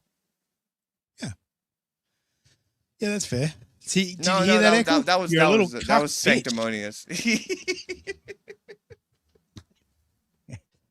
Right, hey, thanks for $1.99. Robbie, have some respect. Look at Ava's eyes. Shut the fuck up. Hey, Lisa didn't say look at her dick. You know? Yeah, that's true. That is true. I do love how fucking lazy everyone is with you. It's like, if I wanted to go at you, I just pointed out some stuff where you get amped up and then you lose the plot, shit like that. Like, that's the stuff I like to pick up on. That's like what lands. behavioral That's what stuff. lands. Yeah, no, that's what, like, if you want to make me feel bad, like learn from like Aussie's like playbook, like if space them out. But just saying I have a cock it's just gonna make me not make me. She feel knows good. she has a cock. Yeah, I'm aware of it. Yeah, Robbie knows he's fat, and I know I'm bald. I'm like, these things don't hurt our feelings. What we're looking for is for you to be clever about it, and that's what Robbie appreciates about our fat jokes, right, Robbie? Absolutely. We're clever. Absolutely. Sometimes we're lazy, but for the most part, we're clever, right, Robbie? Yep. All right, go do a shit, Robbie. Give your plugs. Okay, thank God. See you guys later. He's paused. I thought he was just staring at me like that. I thought he was doing that earlier, but then I was like, oh no, he is moving. Can you hear me? Yeah, we can hear you. Oh, what the fuck happened? Why am I? Oh God, I do look. I gotta go. So mad at me. Robbie, it was really nice talking to you. Yeah, it was great talking to you. Have a good night. Yeah, good night, good morning, Ozzy. See you, everyone. Yeah. Anytime you got ideas, man, just let me know. I'll do it. Yeah, I will. You'll get a DM soon. Don't worry. Bye. Want to contribute to the show? bud. Just yeah. Okay. Yeah, you didn't need to say. I love him. All right, I better get out of here too. Yeah, me too. Although I do enjoy the conversation. Always love talking. Thanks for popping on, Ava. For sure. Is your show starting soon? What's going on? I learned how to do it, and then creatively I was like, all right, stop, and then I just started writing music again. So I'm kind of making music. It'll happen eventually. But yeah, I recorded a song.